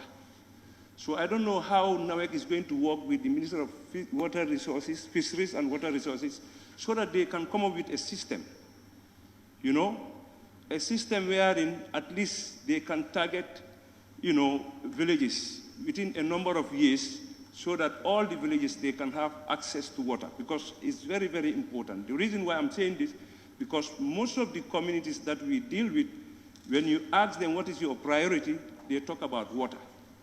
And which I think already it is indicated that the government of Japan is supporting, which is very commendable.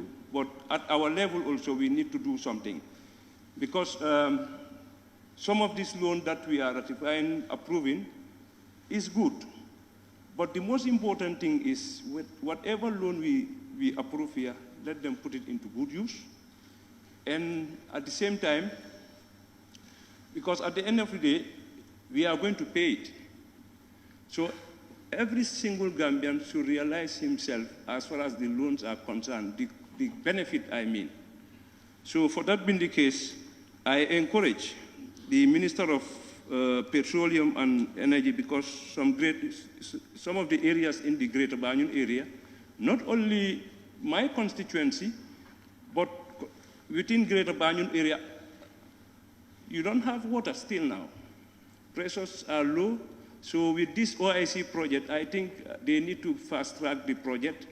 And also, because that project also is given to contractors. So I think it's high time, government, whenever you are giving project to these people, try to screen them, know their capabilities, know their capacity, for them to be able to, at least execute some of this project. Because I think government is doing its part.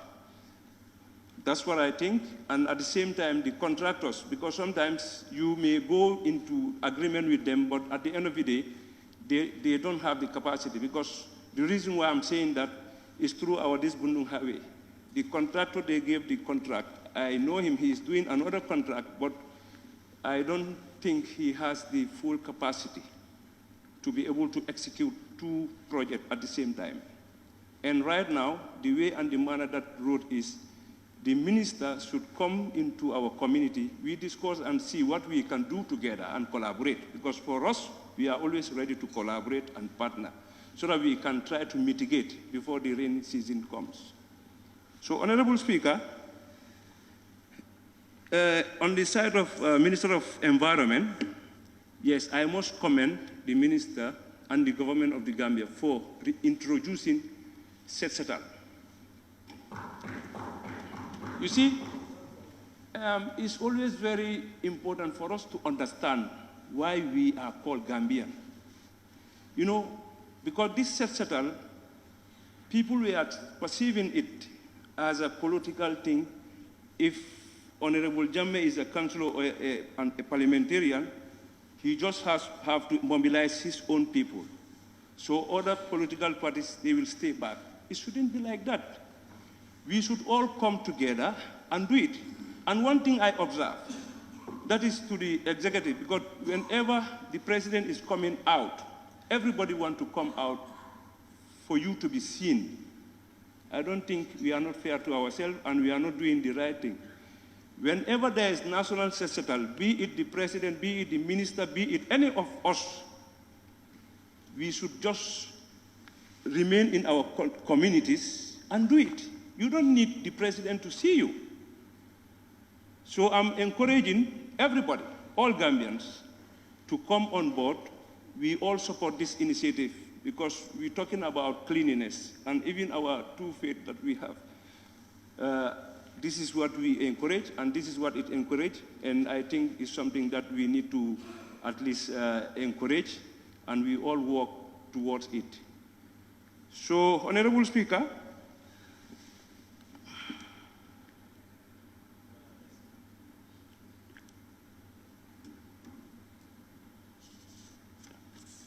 on the Minister of Gender, the Women Enterprise Fund, definitely I must commend the government and the ministry for coming up with the initiative. And I understand the first phase is finished, or they are coming to introduce another phase with the same arrangement according to the document.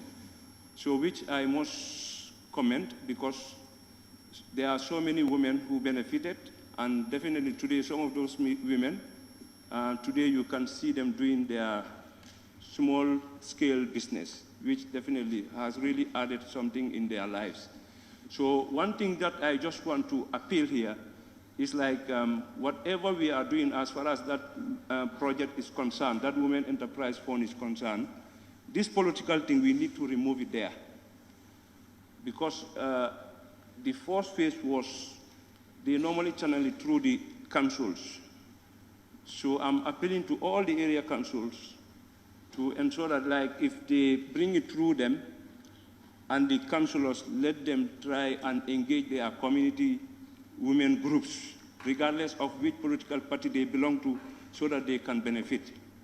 So this is very important, and definitely this is the only thing that you can give to the women, especially our women groups that are within the Greater Banjul, especially our KMC area, because for us, we don't have that much garden and farming, but we are very good in petty trading. So, Honorable Speaker,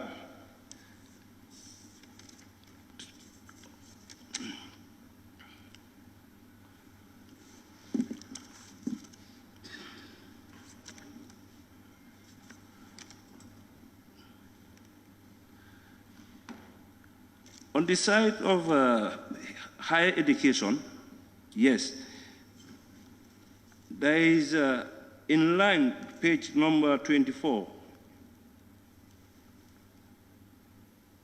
in line with the new focus on TVEC through the strategic plan 2021-2025, and in collaboration with its partners, the ministry is expanding access to TVEC program. This is very important. This is also going to be a contributing factor to achieve our 150 jobs. Because if you train these people, they can employ themselves and employ others. So which I think we really have to invest more into this, because it's more of skills development. And also at the University of the Gambia, yes, we must commend the government of the Gambia for definitely offering scholarship to the student, definitely, because most of our students live in grade 12. Nowadays, they want to go to the university. And the only challenge that some of these students normally have, they will have a very good results, but because of their family background, they don't have access to the university. So I think with the financing, I don't know, something like scholarship, financial assistance, deserving student, ministry plan to implement student loan scheme. I think this student loan scheme will definitely address some of those things, and definitely we must commend the ministry and the government for coming up with that. Because at the end of the day, we are all here to change the life of our people that we represent. Today, if I wish whatever challenge my people are facing or are faced with, the government just come and, settle all that.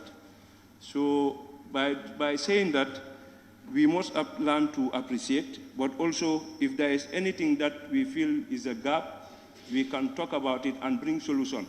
Because it shouldn't just be against policies and whatever, but whatever we do, we should try to talk about it and bring solutions so that we can collaborate to achieve our development goal of the country. Honorable Speaker,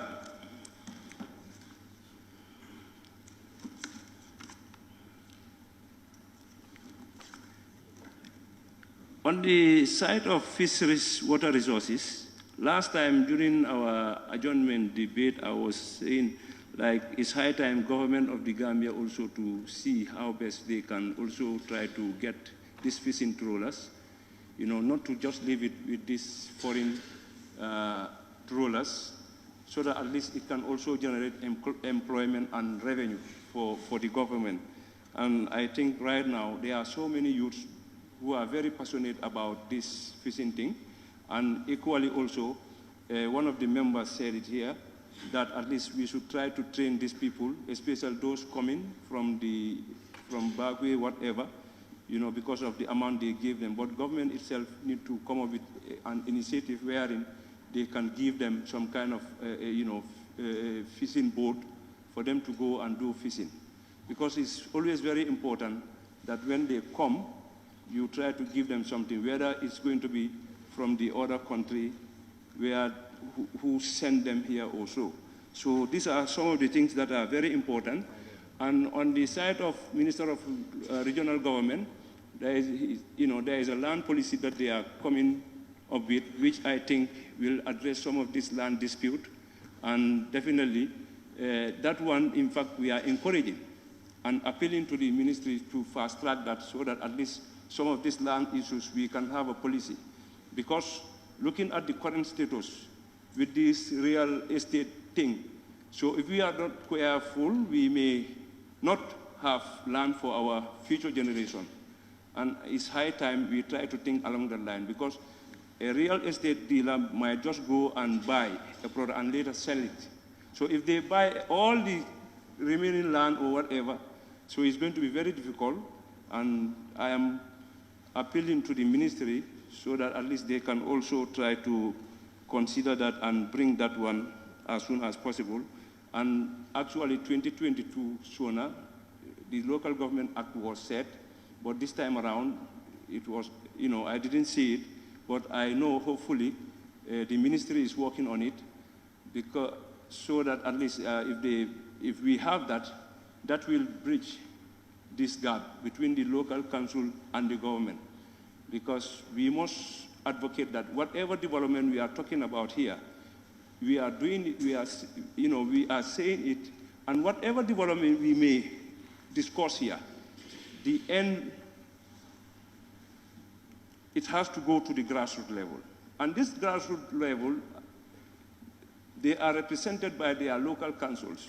So this is why I must talk about it, I must say it.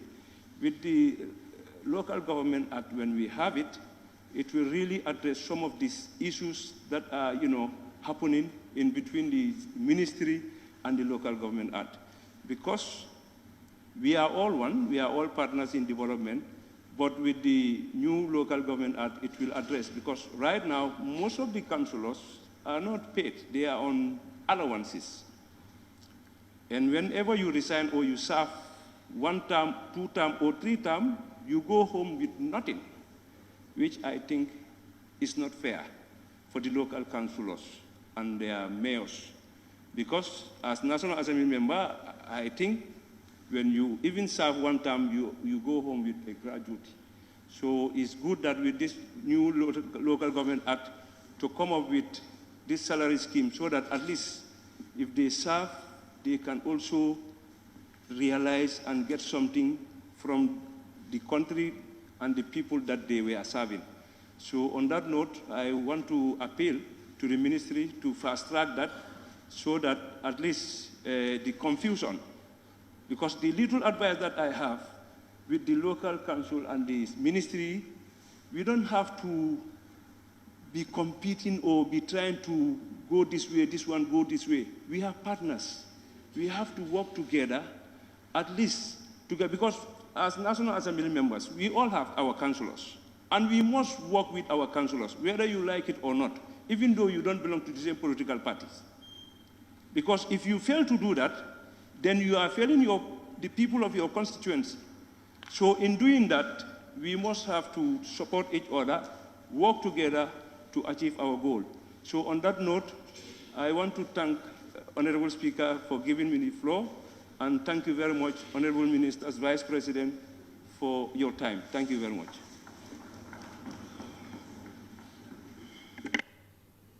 Thank you very much, Member for Bunu Kakunda. I now give the floor to the member for Brikama South.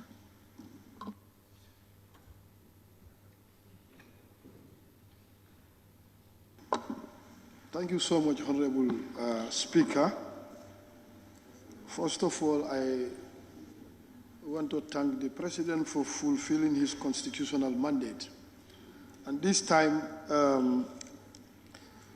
interestingly, he has heed to our advice, bringing the State of the Nation address in June. And we still further want to appeal if we can do it during the first quarter of the fiscal year.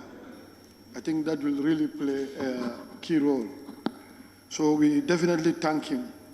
And I equally want to thank His Excellency, the Vice President that is seated before us here, to attend the debate on the State of the Nation address.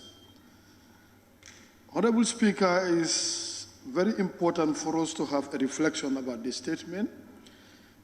One thing I just want to inquire from the Vice President, whether there is a format in giving the State of the Nation address from the different MDAs. I think the State of the Nation address comprises of submission from the ministries, department, and their agencies. that are submitted, whether there is a standard format. Because sometimes if you look at some of the submission from different ministries and actually what is happening, there is a huge disparity.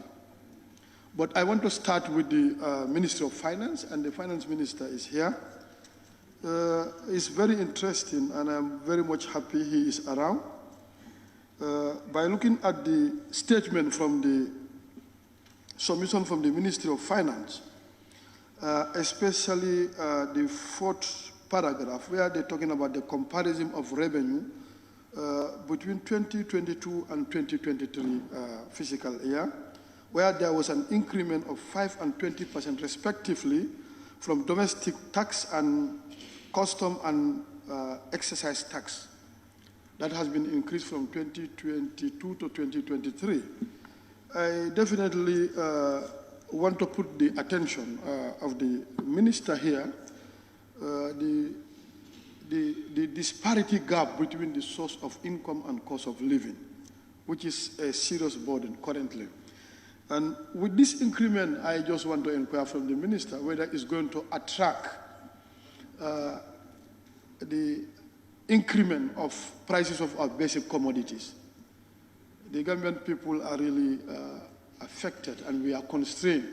And we have to work on how do we bridge the disparity gap between the source of income and cost of living. It's very high. Going forward, Honorable Minister, I was expecting an implementation report of the 2023 budget. Like we are almost into halfway, we are in June. How much was attained from the revenue component, the tax and non-tax revenue? That stands at 16.8 billion. How much was attained from the tax revenue and the non-tax revenue? 13.9 and 2.9 respectively. Also, the project and the program grant, that stood at 14 billion. How much do we attain? And below the line item, the budget deficit, that is going to be financed through domestic borrowing and foreign amortization. How much is also attained? So that we can know the predictability of the realistic nature of the 2023 budget. Because one important thing, I know every ministry sent in a request on monthly submission that you disburse to these ministries. Sometimes the ministers will be expecting this month, this is what we want to implement. Do we attain the actual fund in order for them to get it and implement it? So that is why we need to know. It's also very, very important for us to address if there are gaps. How can we improve upon this? And this needs to be known to the populace through the National Assembly. The other issue I want to talk about, we have just passed the state-owned enterprise bill that is already assented by the president. What is the status of this particular commission that needs to be established? I know we expect a special roadmap with regards to the appointment of these commissioners. What stage? Because we need to be informed so that they can start working on these state-owned enterprises. And there is another area where the president emphatically made it very clear that he has signed a performance contract with GPA, GNPC, and Social Security, and is expecting another signing contract with GIA, GPPC, GGC, and GAMPOST. I think these are very important, and I know the Directorate of the State-Owned Enterprise is under the Ministry of Finance. We need to be very so that these state-owned enterprises can be paying dividend. And most of them, we know their conditions. It's important. Thank God 2023 budget, there is 360 million that is coming as a dividend.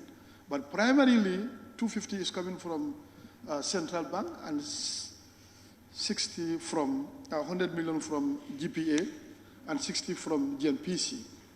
So we want signing this performance contract. Let also there be the issue of dividend policy need to be known so that we can have it on table. so that these 13 state-owned enterprises can be paying dividend to the consolidated fund for the citizenry to use it. So those are the things that I need some clarification with regards to the Ministry of Finance. One, the implementation report. Two, the dividend policy and how much is attained in the budget execution too. Going forward, Honorable Speaker, most people spoke about the agricultural subsector, and I want to believe this is the only way out before on annual basis we keep on blaming Russia, Ukraine, and COVID-19 when we have our own solution on our hand and we are throwing it. I think agriculture, I don't blame the staffs of agriculture and even the highly qualified staff we're talking about.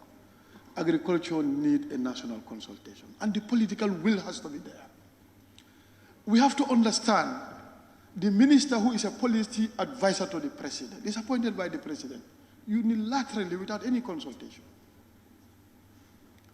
And you have the permanent secretary that is also appointed in consultation with the PSC. If there are legislative gaps, can we work on these issues to make sure that agri serve us the way we want? The only country we have that is completely flat from Khartoum up to the tail end, Fatou, 11,295 square kilometers in length is all flat. And currently, we have already approved the loan agreement for the soil fertility mapping. That will give us an idea, the nutrient content of our various soils. Which crop can be better in URR, which can be better in CRR and West Coast. This is very, very important. And in this loan, there is going to be an out-of-state facility where soil sampling will be done to test it, rather than going to Senegal and outside the country. If we are doing this thing, I think there is a need. We've been saying over and over, the government is contracting loans, and there are grants that are coming into this country. But if you look at their status, how are they designed? Most of these things are designed outside. And I was very much surprised. Some of these projects, even the farm to recruit the staffs, is done outside. It is given to the outside farms to do the recruitment. And when there are loans, there are grants for the Gambian people, we are going to pay it. So we need to be at the center stage of the implementation. And the most unfortunate part of it, these loans that are contracted on behalf of the country, they are given to projects outside the mainstream agriculture. Where if you look at the operational cost compared to the target beneficiary percentage, there are huge gaps. And we have to regulate it. Why not bring it in our mainstream agriculture? So we start supervision and monitoring from that place, rather than giving it to the project. You can see agricultural staff resigning, joining projects. Why not if it is done within the main agriculture? The staffs will remain, they maintain their position, and we also monitor the implementation so that we can know how much are these projects going to affect the life and livelihood of the Gambians. These are issues that we have to look at it. You cannot blame the ministry. We are not serious as a country. Everybody is saying agriculture is the food basket of this country. But how do we ascertain that? Because we have to look at the importation of the food items in this country. We have to look at our policies. Let's invest and put embargo on certain importation of certain food commodities. Rice is our staple food. Everybody needs rice. But we cannot grow the rice that we are going to consume here locally. And currently, because of this flash flood, we have a lot of issues. We expect this thing to be embedded in the report of the agricultural subsector. But if you look at this scanty reporting, when we have major issues confronting our agricultural subsector, and without a permanent solution to this, we will never go ahead. It's going to be very difficult. How much do we invest in the importation of food items? even our neighboring countries, there are this ECOWAS protocol. But they are very much compliant in protecting their own local industries. And secondly, there is a huge disparity between the production linking to the market. There are productions, but there is no market for our produce. And this is also discouraging farmers. It's very difficult to till the soil. You make sure that you produce, especially in the vegetable aspect, that are perishable in their nature, no storage facility. These are issues. People said it here. We have a lot of fruits that we cannot even process them into juice. Are we serious as a country? We are even thinking in other sectors of the economy and forget about agriculture. Agriculture is very crucial. And there is no sector that can work in the absence of agriculture. Our food cannot be in the hands of other people. So we have to look at this critically. Honorable Speaker, from the agricultural subsector, I also want to talk a little bit about the Works and Infrastructure Ministry, that there is this issue of phase. The first phase of Brikama market has been fully constructed. But even the day before yesterday, if you are around, you know that there was a fire incident in Brikama market. And the most vulnerable market, I think, in the whole country is Brikama in terms of fire outbreak. I remember in 2019, 2020, we gave $100 million to rebuild the Basel market in its entirety in order to avoid recurrence of fire incident. When it came to Brikama, I was emphasizing this issue. The $20 million that was given, I said, this cannot. Unless Brikama market take overhauled, we have a holistic review and build the market in order to avoid the recurrence of. You are building the other phase. Before the next phase, the entire area is burnt again. These are issues that we have to look at it. It cannot be rebuilt in a piecemeal. And it's a bigger community. You know how many people depend on Brikama market for survival on a daily basis. These are issues. But sometimes we have to, I'm not trying to I'm not trying to be discriminatory, but we have to look at it, what is at hand. It's important. If we are contributing in rebuilding the market, let's do it holistically, not piecemeal approach. That will really impede our interest. The other aspect that is lands and regional government, I think this is a major issue that we have to look at it.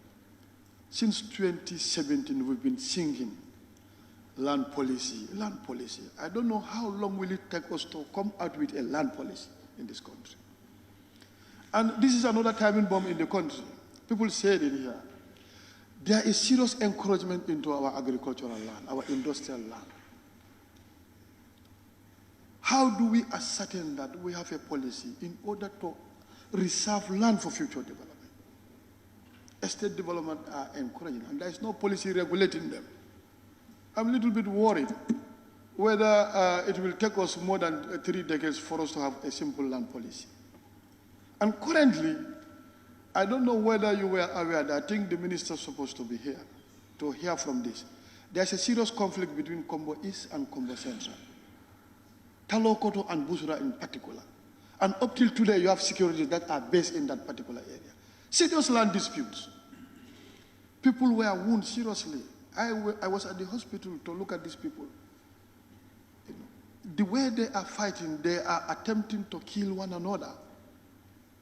So that is why currently you have the security that are based in these areas.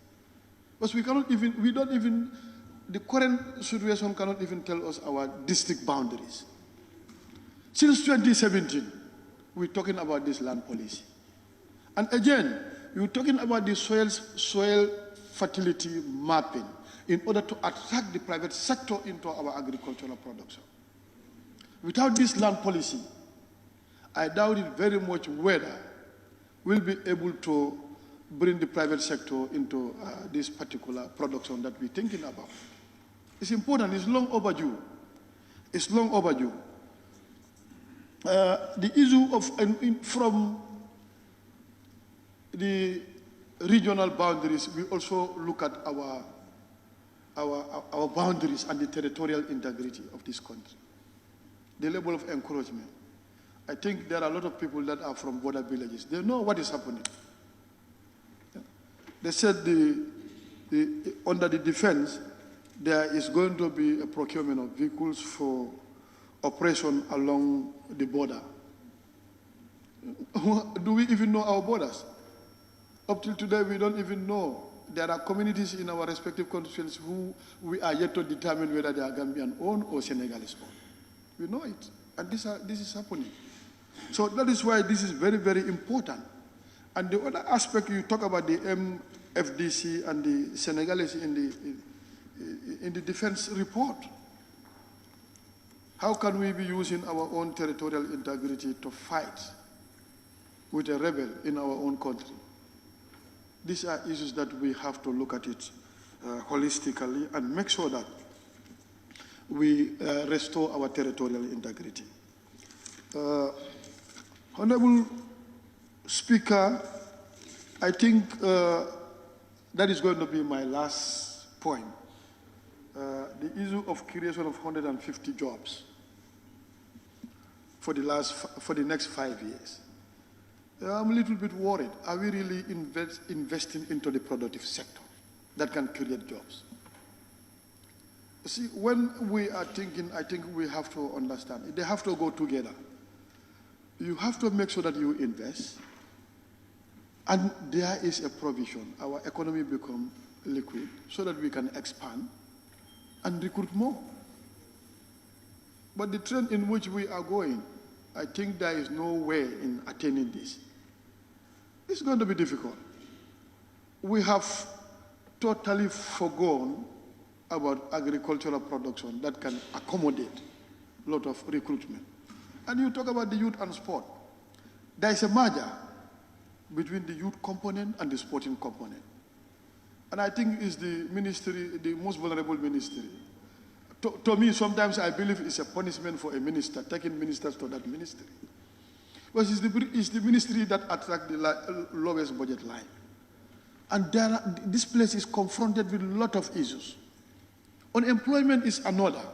If we are dreaming that we are going to create 150,000 jobs, when the area is stagnant, how do we compare the two? Even the sporting component is another problem. Because the sporting component, we are just coming from the under-20 tournament. That trip to Argentina, you know how much does it attract? It's almost exhaust the budget line. And not every individual is academically sharp in class, notwithstanding you have a skill to survive. That skill can be any of the sporting disciplines. So it's a duty incumbent upon us to create that enabling environment where the youth will come exhibit these skills, nurture it, promote it, so that they can be connected. But these are problems. You bring in two major areas, you merge them, and yet it's one of the most vulnerable ministries. I think we need a holistic approach. I want to just conclude and thank everybody for our participation in this debate. You're welcome. Thank you.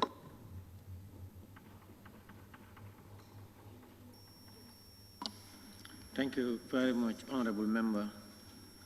I now invite a member for Jara West.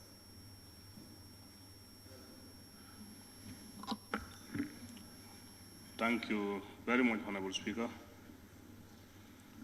Honorable Speaker, let me first of all thank the Vice President and the Honorable Ministers who are here.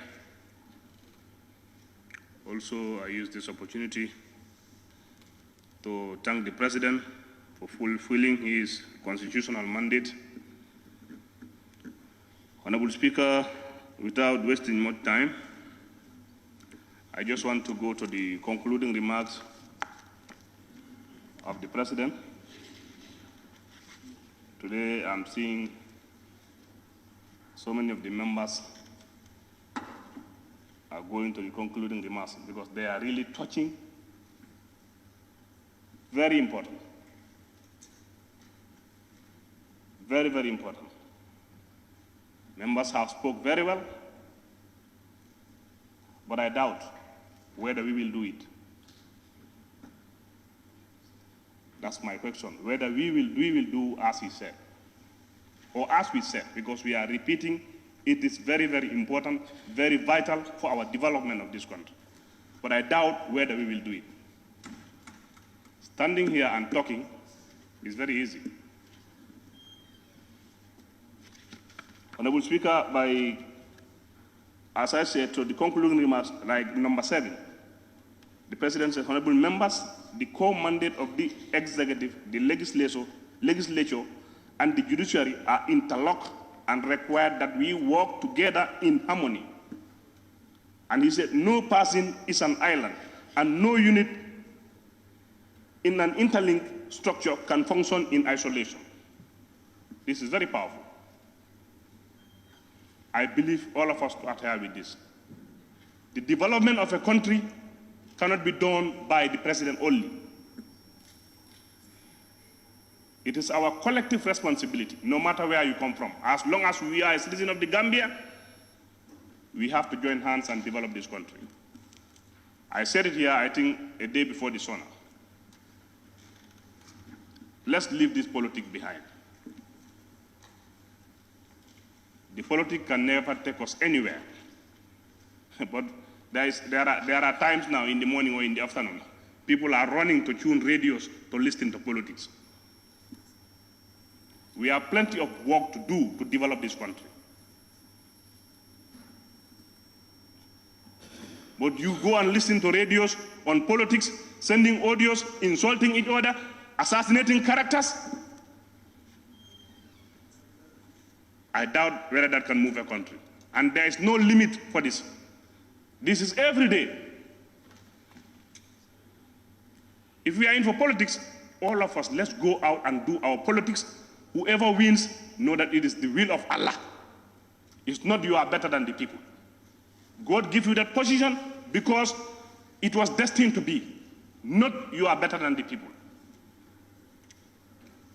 But here, I said it, I'm listening, but let's see whether it will happen. If it goes, believe me, I said it last time, this is the only institution that can develop this country. It is the only institution that can level this country. Yes. Some members will come here to say, today I pinned the minister, today I pinned the president. When you go out, what is that? Are you voted for that? No way. No way. That is not why you are here. But just to pin the minister at the corner, today I hit him. What does that benefit your people and you yourself? Today somebody is the president. Tomorrow I could be the president. Tomorrow you could be the president. You want a better condition for the people of the Gambia. The people you are leading, you want them to live good. How are you going to achieve that? Please, let's work together. Maybe I don't have nothing in my head, but you have something in your head. Let's add it together and develop this country. When I said we are the institution that can level this country, if a minister is here, what he brought to us is not correct. Let's accept it's not correct. But also, we have committees with different political parties. I thank our standing order, our regulations that select us with different partisan politics, put us in one committee so as to achieve our development, our goals. When we go inside our committees, let's invite the ministers. They are technocrats. Let them tell us what they are up to. We also bring our own. We will move. But you know me, I'm short-tempered. I don't want to hear sweet things. I believe in work. I believe in work. If they are here, whatever they gave us, even when it is not nice, let's say it's not nice, it's not convincing. This report is very sweet. But the president, he didn't finish it. He touched some are on development, some are at the middle, some are not finished, some are not started. Who will start it? Who will finish it? Not him. No. He cannot do it alone. He said it. There is nobody who is an island. But for us, it's our responsibility. We are here for our people. I just said it, not a political party. The election cycle have gone. Let's work together. He said it. There are development goings all over. When we stand here, each and every member will cry for his constituency. It's not about your political party, but your constituency. You are free to ask for your constituency because you are representing your people. And then when development comes, if it comes, the president don't dictate it has to go for a party or for a party. It goes throughout the country, cross-cutting. So please, let's make it happen. Let's see this country as our Jannatul Firdaus. Let's do whatever it takes to see this country move, but not to fight. As I said, some members will come here today when I catch that minister. He will not sleep today. What is that? Does what have that got to do with you? What? My nephew, don't worry. Let me stay away. Okay, all right, thank you. No problem, thank you. Yes, I just, the way things are going, I believe we can make it happen. I've heard people talk sweetly. And let me tell you, as I said that day, I don't care who, anybody. It is the people of Jarawes, that's why I am here. When I am on my feet, I always speak what I think is good for me and for my people. Whoever takes it, alhamdulillah. If you don't take it, alhamdulillah. I came here when I was very tough like this. There is nothing I increase in me. I'm ever like this. But it's serious. When we go to transport infrastructure, number one, there is no country that can develop when you don't have roads. Roads is very important. There is no way that you can develop when you don't have roads. We have people behind. They harvest good, groundnuts, coos, maize, but they have no access to roads. Alhamdulillah, there are roads. Foundation stones were laid. We are praying for those roads to finish.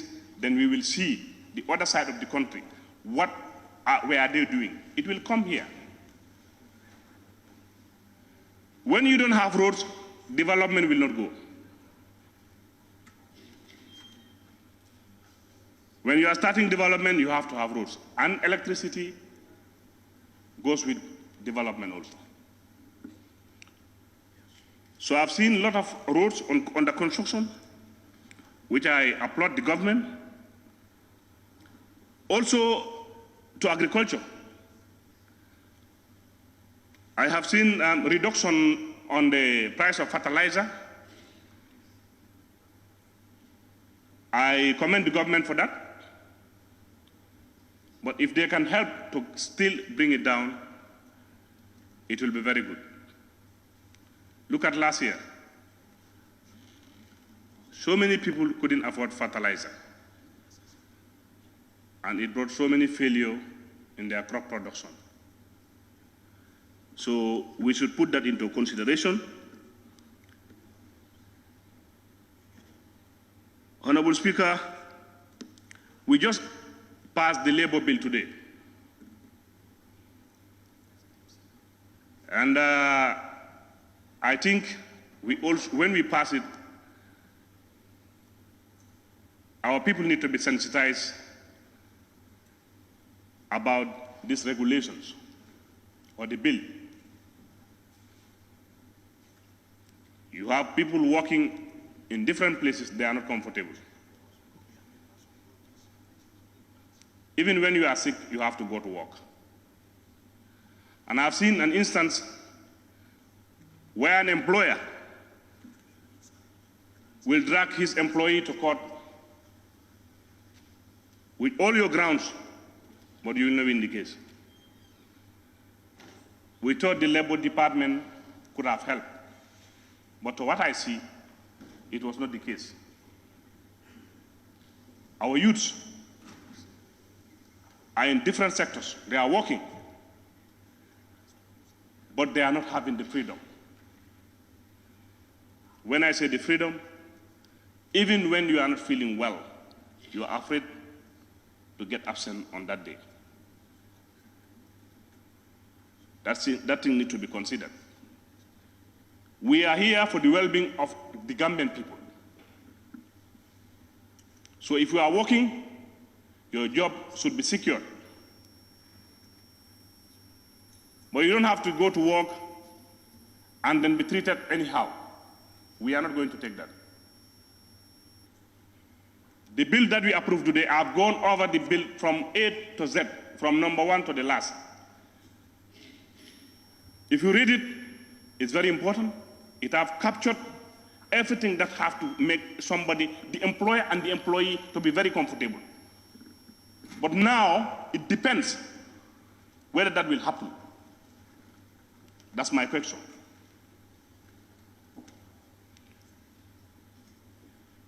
So let's make sure whatever we approve, let's make sure and monitor the implementations. Honorable Speaker, I also come with the rent. Sometimes we talk about how the rent is going in this country. But we don't have any, since I came to this assembly, there is nobody, no minister have responded about our complaints about this rent.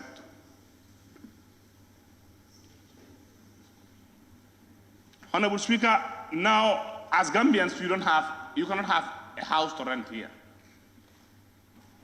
And then let me tell you, so many of these sickness that people are having now, it is because of lack of comfortableness.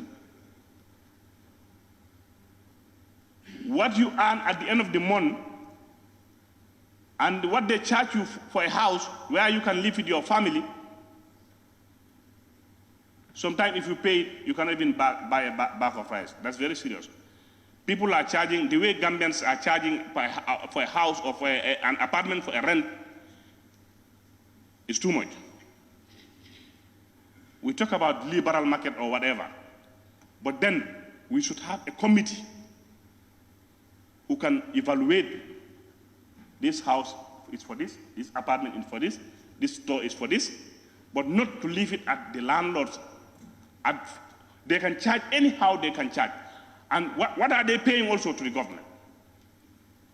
We should also consider that. That should be put into consideration. But now, this is why all of the beautiful houses are occupied by foreigners, because Gambians cannot afford it. This is serious. We have to change our attitude if we want to develop this country.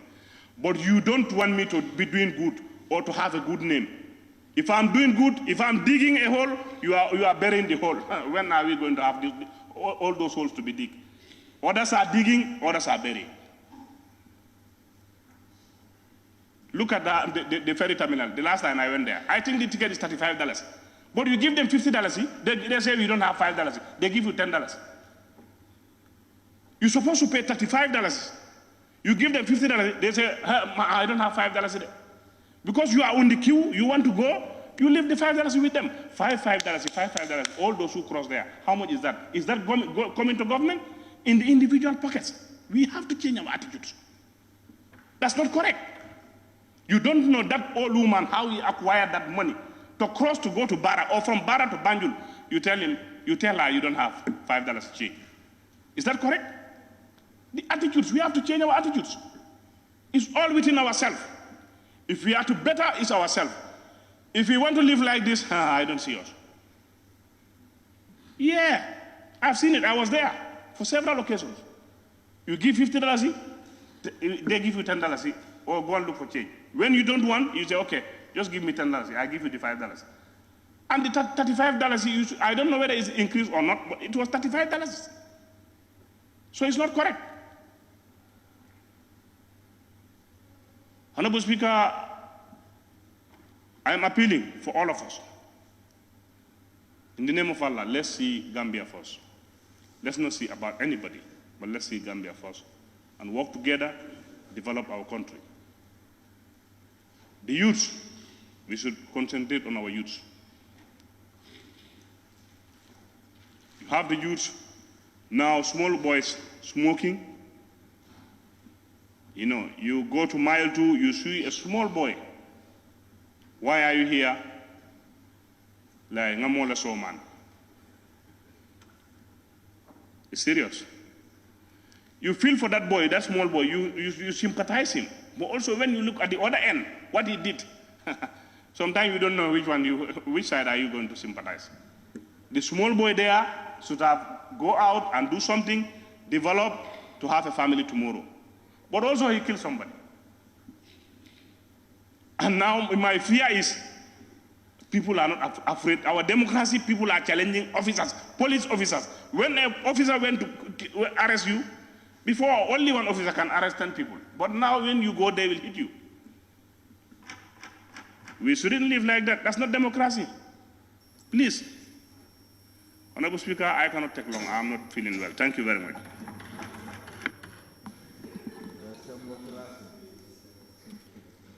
Thank you very much. I now give the floor to the member for Jimara. Member for Lower Florida West. All right, thank you very much for giving me the floor. I'm in charge. Well, I join my colleagues to thank the President for addressing the nation on that fateful day. And it is clearly mentioned in his speech, this is not an activity report, and people should not really look at it as an activity report. And in most of the cases, people think that this is a report like it's an activity report. I think once we understand and read it very well, we will understand that it is not a report. Some of the concern of members would have come as a report, but this is not a report. And I thank the President in fulfilling most of the promises that he made to the Gambian public. And on behalf of the people of Lower Fladu, I just want to tell this August gathering today, a foundation stone was laid yesterday for the first time since this country attained independence. So we're saying a big thank you.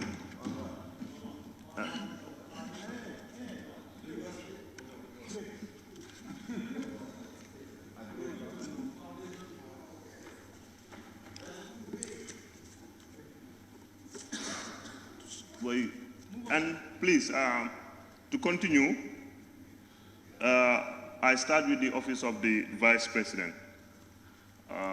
In Lower Fladu, during the last year raining season, I made some, during parliamentary questioning, I asked the former Vice President regarding the plans that they have for areas like Flabantang, Njobend.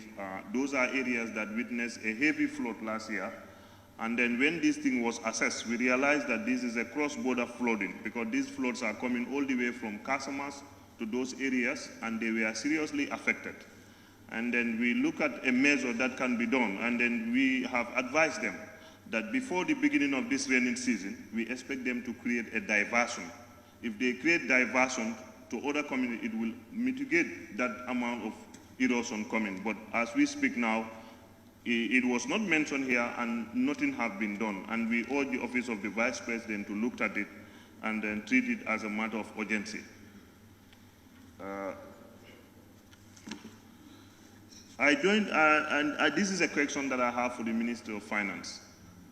The number of this Bureau de Sans and this wave that the customers going around, I want the technician to look at whether this does not have an impact on some of our financial dealings. Because if you look at now, the SAFA is growing very high to 500 and we are anticipated at 600.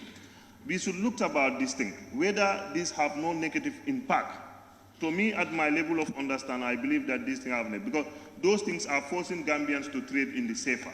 And in our country, you cannot tell me safer or Dalasi. And this is what happened. Here, our trading community is Dalasi.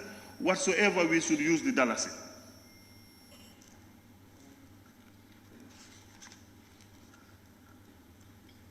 And I welcome members that said the issue of the Jakali Pacha, the Ministry of Agriculture, to be centered in Sapu in Lower Fuladu.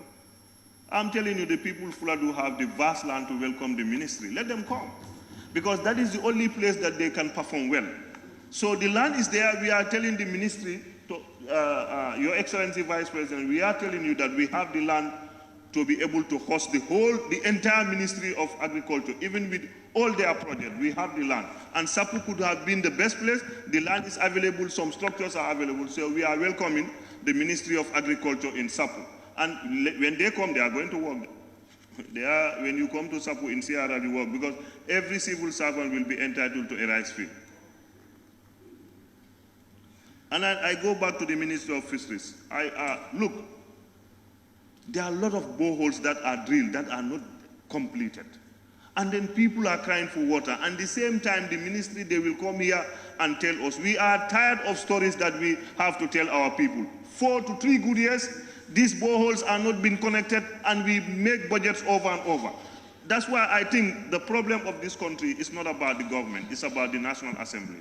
We are entitled to perform oversight function. We must make resolution for certain ministers to be sacked if we mean serious. But if we ourselves are failing into that, definitely everything will fail. And I want us to be very strong in Parliament. Let us be very strong and stand with strong regulations that some ministers need to be fired if they are not performing well.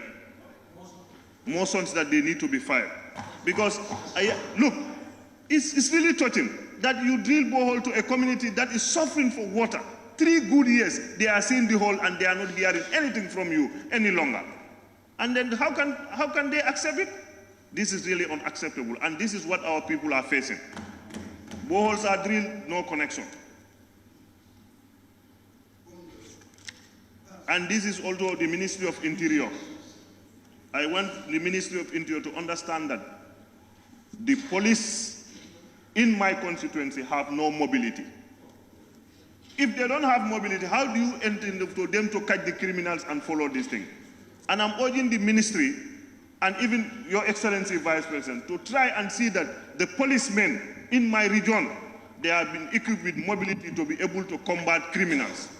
And not only that, the personnel that they are sending to my region, we have limited personnel. If you post them there, they are not ready to go because they are not motivated. Like what they are doing for the teachers, we want the government of this day to do that for the police so that they can be motivated to go to my constituency and stay there and serve my people.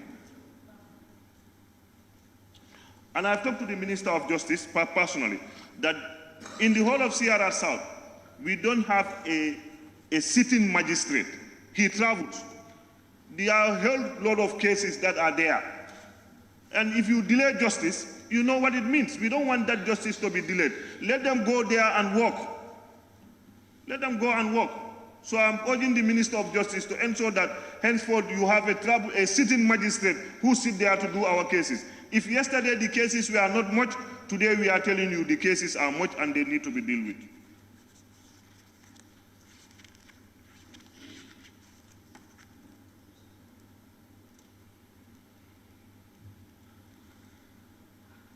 I talked about mobility for interior.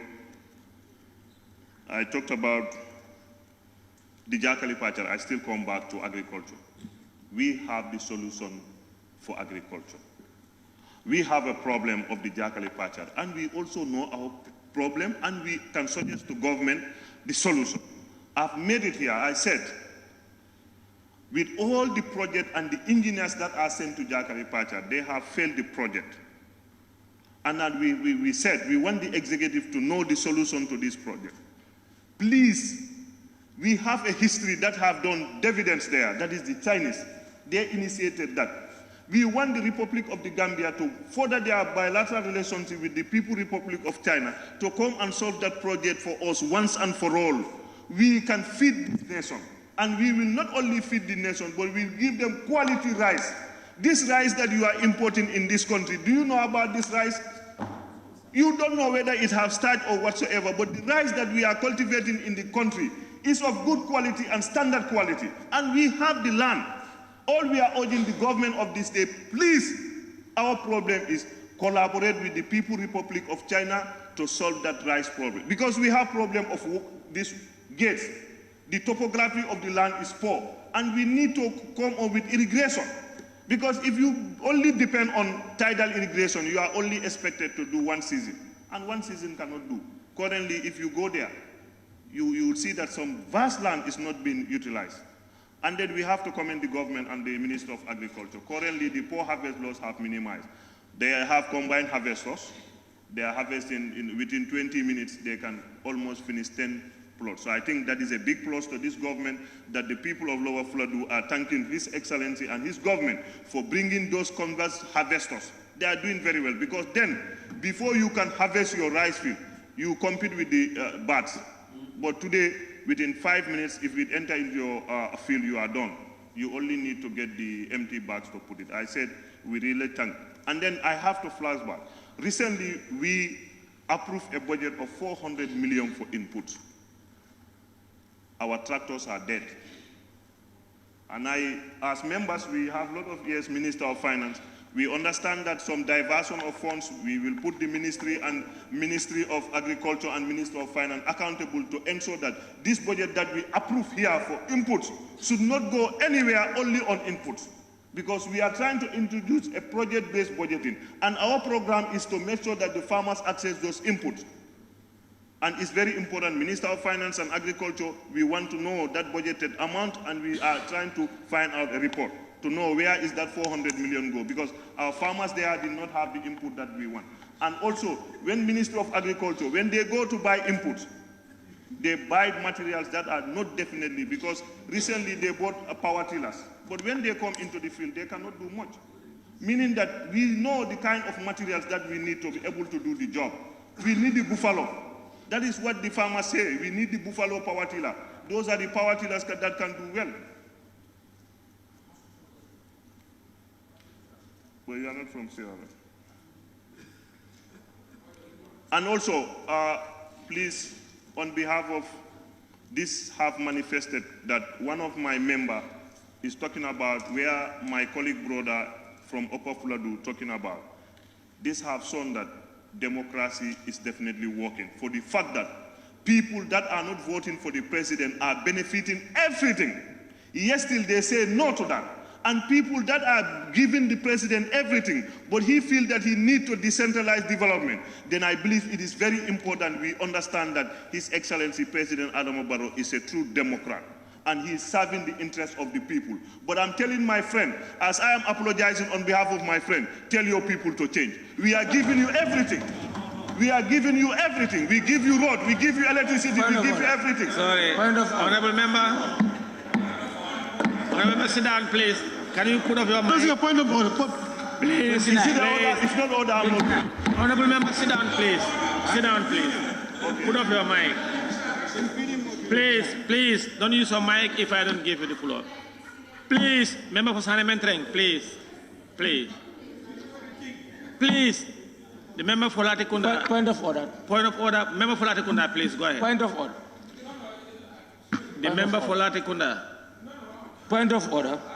I withdraw, Honorable Speaker. Point of order. Member for Central Body. Yes. Honorable Speaker, point 29, 1, every member shall restrict his or her observations to the subject matter under discussion. A member is going beyond the limit. The subject matter under discussion is not about that man, it's about the speech of the president.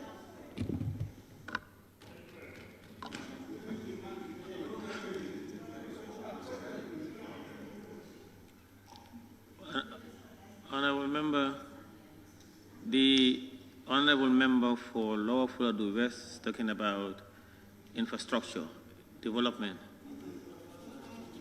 Please, honorable members. He is talking about development, and that is in order.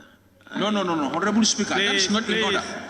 Honorable Speaker, it's not That's not in order. That is not in order, Honorable Speaker. It's not in order. Out of order. Don't play with words. No, he cannot try and to don't work on the mentality of people. That is not in order, Honorable Speaker. Honorable Speaker, No. Speaker's decision. It's Honorable final. Speaker, the rule is not sustained. This is what you are telling us. Why should he say? Is the President infrastructure, Honorable Speaker?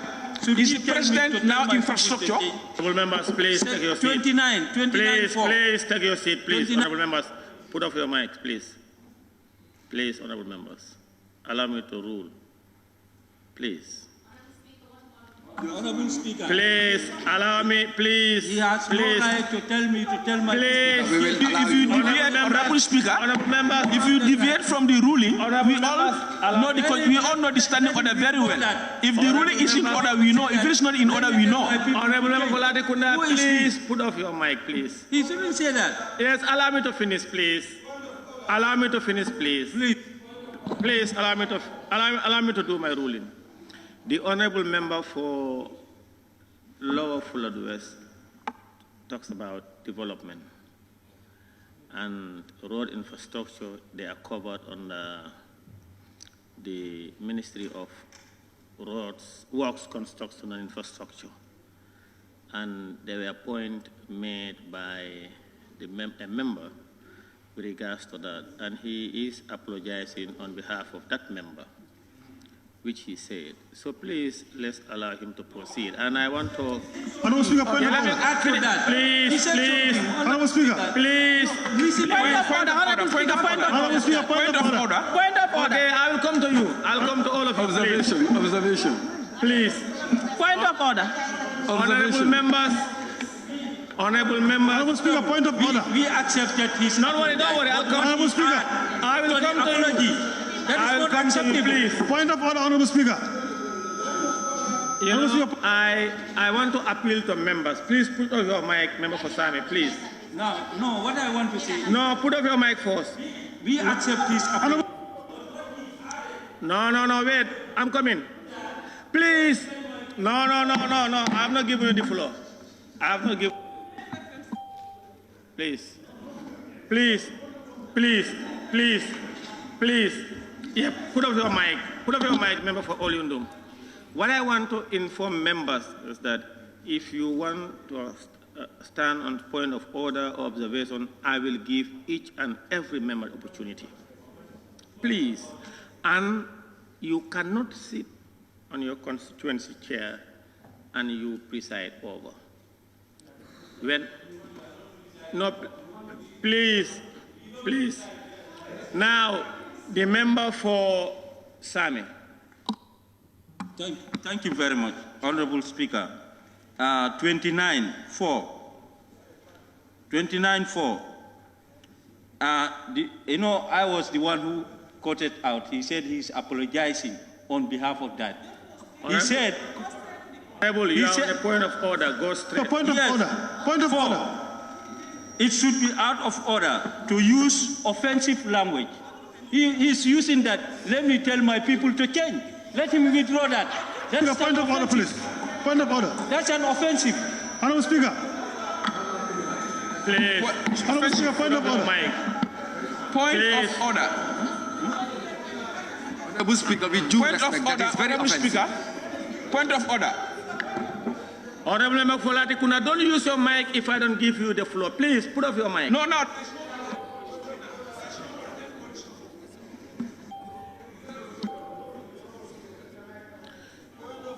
Yeah, there is point of order. Let me rule on that one. No. Minority, no. No. I'll come to this.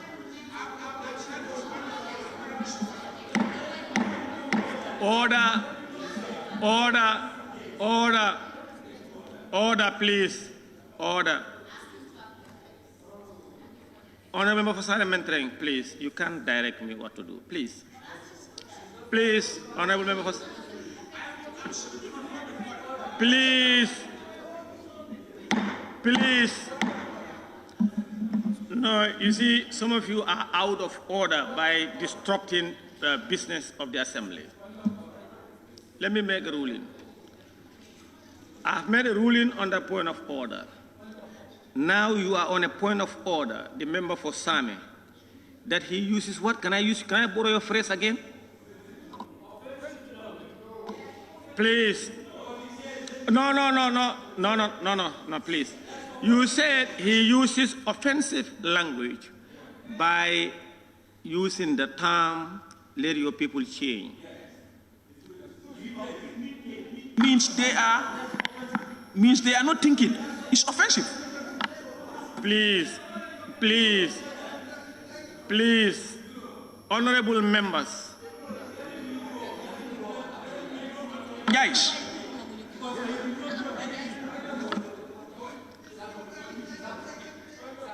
Honorable member for Brikama North, Central Badibu, Latikunda, and Sami, if you don't allow me to rule on his point of order, we will not be able to proceed. All right, please. That is not an offensive language. Point of order. Honorable Speaker. Hey. Work on the microphone. Huh? Honorable Speaker. The rule of order, the standing order has explicitly, listen to me, please. Has explicitly provided for. Are you the speaker? On section 8. No, listen, Suleiman. No, this one dictates you have to call. Suleiman, No, you have to call. Member for Olyundum, please don't address them, address me. Clause 8, subsection 3. Speaker's ruling. If you go to 3, it says, the Speaker's ruling shall be final on all questions of procedure and order. If the Speaker made a ruling, nobody has the audacity to question the Speaker's ruling. And that is final. That's what the standing order says. Unless if you are throwing the standing order out. Point of order. And then we have to move. Honorable Speaker, point of order. Honorable member for Latikunda. Honorable member for Latikunda. Member for Latikunda, I want to appeal that you read the standing order. That's what I'm coming. I'm rising on point of order. Please sit down. Please. And that's what I. Okay, sit down, please. Thank you. Put off your mic. You see, if you read the standing order, you realize that once there is a point of order, you cannot raise another point of order unless the Speaker rules. And you cannot also use the mic without being granted by the Speaker. Please, let's read our standing orders. Yes. Olyundum, your point of order sustained. Member for Lower Badibu. My point of order is. Please proceed. Point of order, Honorable Speaker. You can also rule point of order. When there is point of order, you need to listen. All right, thank you. Point of order. 26. Point of order, Honorable Speaker. I'm rising on point of order. Please. I'm rising on point of order. No, wait. I'm not giving you the floor. I'm rising on point of order. Yes, sit down, please. Yes, I'll give you. Please, sit down. Yeah, please, sit down, please. Please. Put off your mic. Honorable members. Rising on a point of order, different point of order. Okay. I'm rising on a point of order. All right, sit down, please. You are rising on a point of order, different point of order. No member is on the floor for you to bring him or her to order. It doesn't only mean that when members are in floor, you have to bring point of order. Point of order are go ahead. Address issues. Okay, go ahead. Yes. 29.5. No member shall impute improper motives to any other member. Honorable Speaker, with all due respect, we all know that we live in a parliament whereby we need to promote people to express their feelings. You cannot tell a member that your people need to change to vote for the president. It's putting improper motive into them. He's wrong. He should withdraw that statement. This is not okay. You cannot tell those people that these people need to change. Can I observe? The campaign. Point of order, Honorable Speaker. No, don't use your mic. Point of order, Honorable Speaker. Don't use your mic. Let me rule on his point of order. Honorable member for Central Badibu, Your point of order is that he puts improper motive on members. That is the order the order you read. Yes, and you said, he said, tell your people to change. I have not, wait, please. That is exactly what he's... Order. Order. That's what he means. Order. Sammy, I'm switching off your mic. Please, allow me to rule. Let's maintain decorum. Let's maintain decorum. I was listening, and I have not heard him say, let them vote for.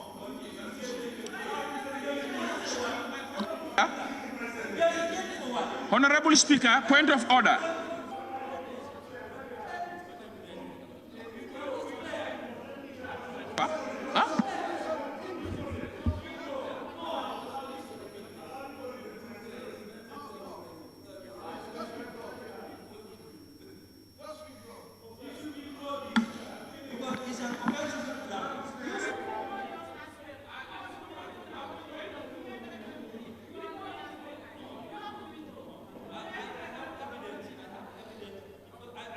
You have to withdraw your...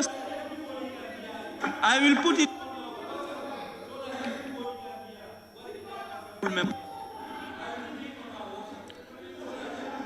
The member didn't make the...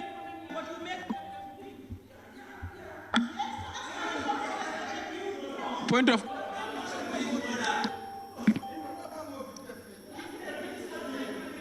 I will allow honorable members to disrupt.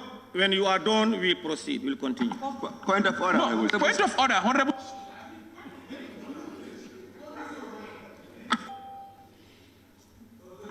I'm switching off your mic. Observation. Let me rule. Allow me to rule on this point of order. The member for Lower Fulod is not putting improper motive on members. The member for Brikama North, you said you have a point of order. It's exactly on the same 29.5. If you rule that that is not point of order, building improper motives, then the decision is final. What is biased? Speaker, Honorable Speaker, last.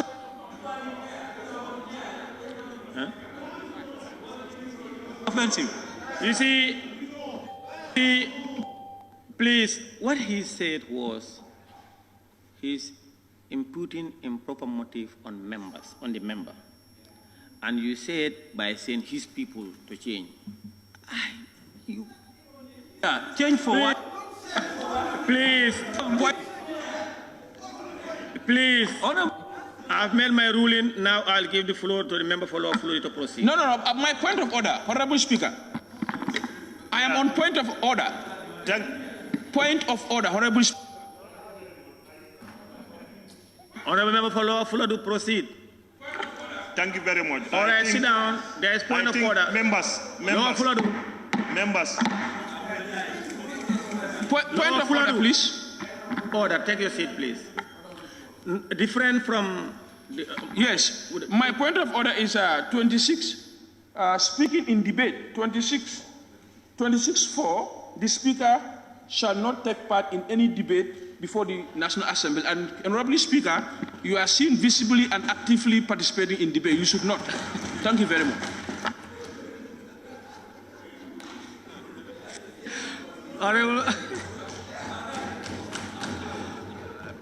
Majority Leader, no, please. No, I'm raising the point of order. No, please. I'm raising the point of order. There is an order. Let me rule first. There is a point of order. Honorable member, there cannot be a member who is out of order more than yourself. You are out of order. Member for Kantora. That you are ruling. You are participating in the debate. Honorable member, please. Of course, because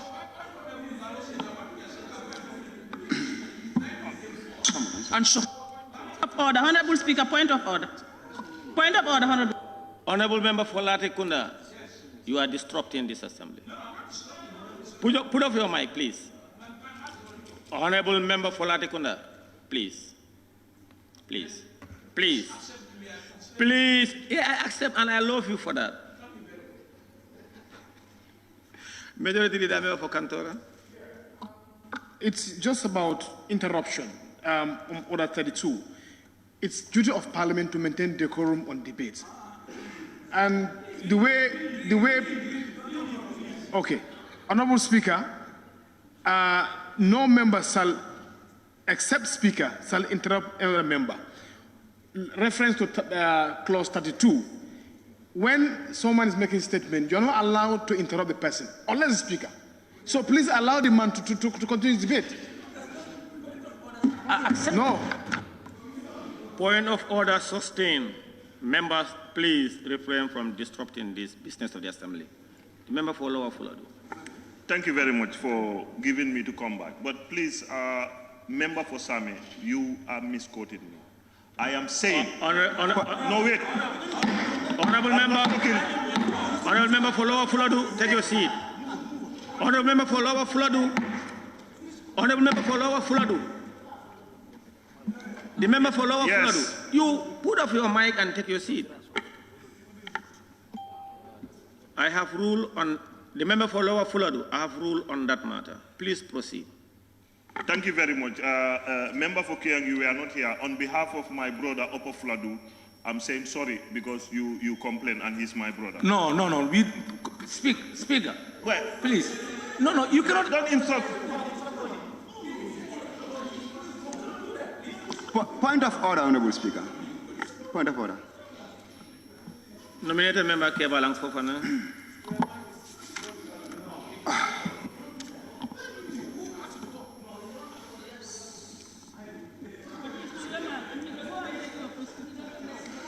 Honorable Speaker. Nominated member Kebalang Fofana, please go ahead. Honorable Speaker, rising on order 17A. It reads, behavior of members. During a sitting, all members shall enter and leave the chambers with decorum. This is a parliament. And sometimes one is just left to ask, are we really at the parliament? I'm sorry, with due respect to all honorable members. But there are ways in which we can really channel whatever grievances we have, rather than shouting at each other as if we are at what? Elementary school. I'm sorry for my language, but this is the least expected. The standing orders are here to guide us. Even if the Speaker makes ruling, if you do not find it pleasant or you find it biased, there are processes and procedures to follow. But we said let's close by 8. It's almost 8 and we are not moving. So I'm appealing, Honorable Speaker, make a ruling so that we follow the standing orders and allow the deliberations to continue. Thank you. Thank you, nominated member Kebalang Fofana. Order sustained. And I appeal on members to maintain decorum and to allow other members to proceed. And the member for Lower Fuladu, I told you I made a ruling on this matter. Then you take the floor. Please proceed on your contribution. What? All right, please go ahead. Nominated member Fatou Kejawara. Honorable Speaker, it seems that there is 2 speakers in this House of Assembly. We were disturbed by side issues from member for Woolley East. Anytime you make a ruling, he will make something out of it. No, you are disturbing us. Please, can you relocate him to another place? No, I will not stop it. You are disturbing.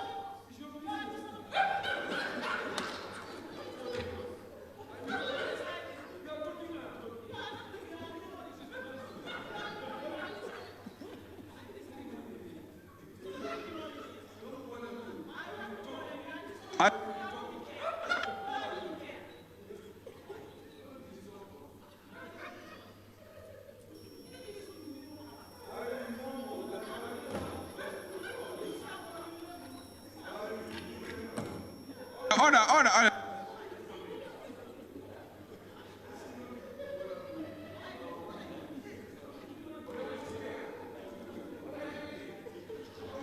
Honorable members, please ignore those 2. They are good neighbors. They are good neighbors. Please, let's proceed. Member for Lower Fuladu, proceed. And don't go back to this point. Member for Lower Fuladu, proceed. All right, thank you very much. Now I just want to talk about petroleum and energy, the rural Gambia. If you look at since independence, most of us have been disadvantaged with electricity.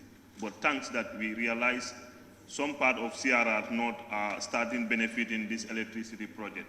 And we also urge the minister to fast track, because there were some communities that were mentioned that they will have electricity. But we have not seen any sign. And this is 2 years now. And then in the speech, we could not hear information regarding our fate to that part. And we really need electricity. Because even during Ramadan, we suffer. This ice block in Lower Fladu, we buy it for $50. So I think there is high need for the Minister of Energy to fast track, because already communities were identified, they made surveys, people were happy. But it's coming to 3 years now, we did not have. And we are urging the ministry to look at it. Yes, finally, it's about information. The president talked about all the development that happened in the Ministry of Information. But I want to add, as a nation, we have realized that, I expect him to say, there are radio stations that would have changed to a political party. Because the kind of information they are giving is not information that is credible. That is not that information that we want. And I feel those are issues that we need to address. We need to address that. If you want to register a political party, there is a free ground for you, but you cannot use radio stations as a, or if not, we are talking of 19, I'm saying that we have 22. You have online TVs whatsoever. We need to look at the information sector. And we should not be joking about information. Because the kind of information coming out, they need to be treated well. And the laws that should guard this area, we need to look at it very well. Because there is radio stations that every day, every hour, look, the information should be very progressive. And it should be realistic. You threaten people to come to your country, well, because you are not in line with one person. That is not good. And that is the kind of information that is happening. And I'm urging the executive, let's revisit the laws in the media. You cannot just get up and talk whatsoever. There are histories that most of these wars emanate from information, falsified information. We will not sit down in this country to see that. We will make sure that they will be addressed to the latter. So whosoever want to use your radio station as a political party, please go and register it with IEC, but it will never be condoned. And then finally, the closing remark, let's unite as a country. When we unite as a country, we will foster development. And then that's what the president has urged all Gambians. And this should be cross-cutting.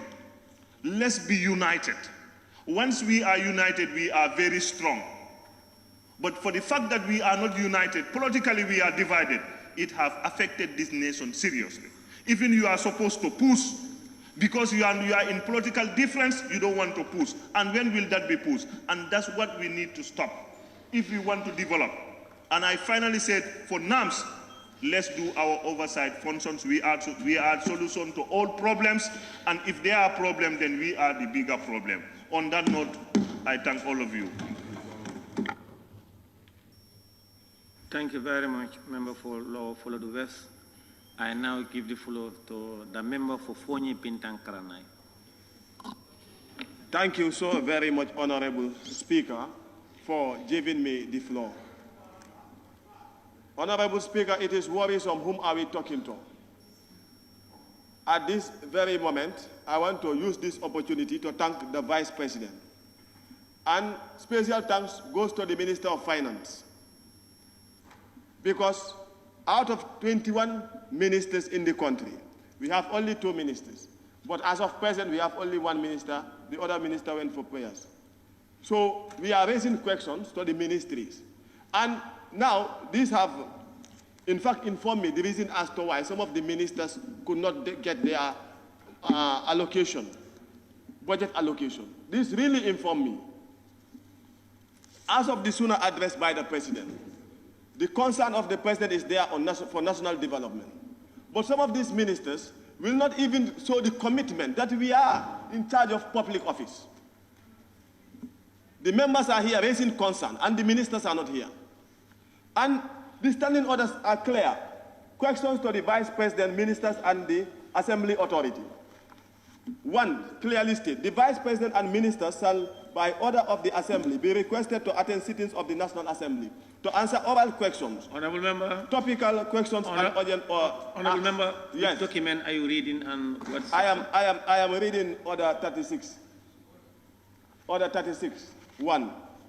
It says, the Vice President and Ministers shall, by order of the Assembly, be requested to attend sittings of the National Assembly to answer oral questions, topical questions, and urgent oral questions asked of them.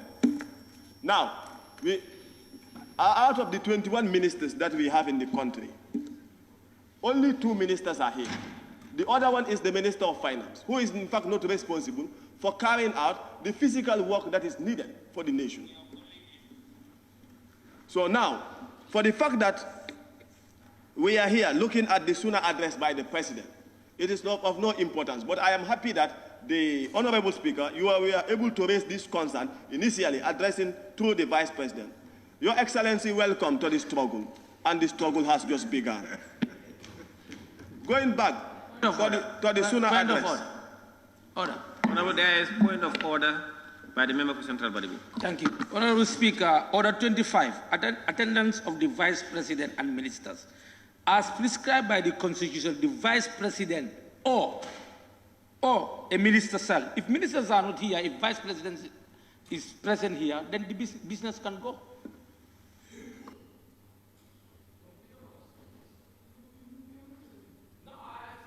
What I'm saying is, I'm talking to a member of Fonyi, Bintang, that is if ministers are not here, but as long as we have the Vice President here, the business can go ahead. This is what I'm saying. Yes. Yes. The member for Central Badibu is right. What the member for Fonyi Bintang, and that's the office of the Speaker instructed the office of the table office to write to His Excellency the Vice President, inform him of his attendance to business of the House today and tomorrow, and as well as inviting all honorable ministers to be here, take note, and respond to issues of concern to members of the National Assembly. That's along the way. But proceed, honorable member. Point of order, honorable Speaker. Nominated member Kebalang Fofana on a point of order. Thank you, honorable Speaker. I'm rising on 25-1. What, honorable member, please? 25-1. Order 25-1. Let's have clarity, and I'll read. It says attendance of the Vice President and Ministers. 1. As prescribed by the Constitution, the Vice President or a minister shall report on any matter concerning a department or business of government committed to his or her charge. So to say if a minister is present or the Vice President, that should suffice for the entire government. I think if we go by that notion, I'm not sure whether we will be doing justice to what the standing order is saying. Kindly revisit your judgment, Honorable Speaker. Thank you.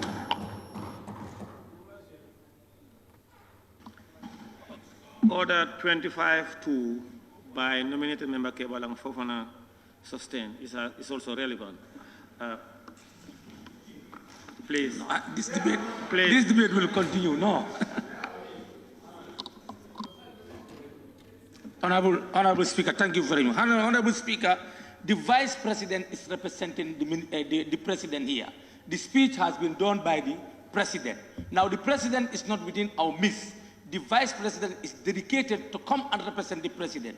I am saying, if ministers are not available, the business of the Assembly can still continue because the Vice President, is representing the President, and we are discussing about this. So nobody can dispute that. Thank you, member for Central Baribu. And in fact, that's why I said your order sustained.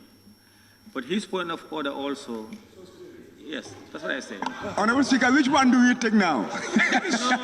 No, that is funny. No, please, please. You see, the member for Central Baribu made a valid point. 70, in fact, it's a constitutional provision, which I said sustained. When I gave the order to follow, the nominated member Kebalang Fofana wanted to elucidate, to indicate that also 25-2, which more or less similarly, indicating that... No, he didn't read 2, he read 1. Or he read one? They are the same, okay.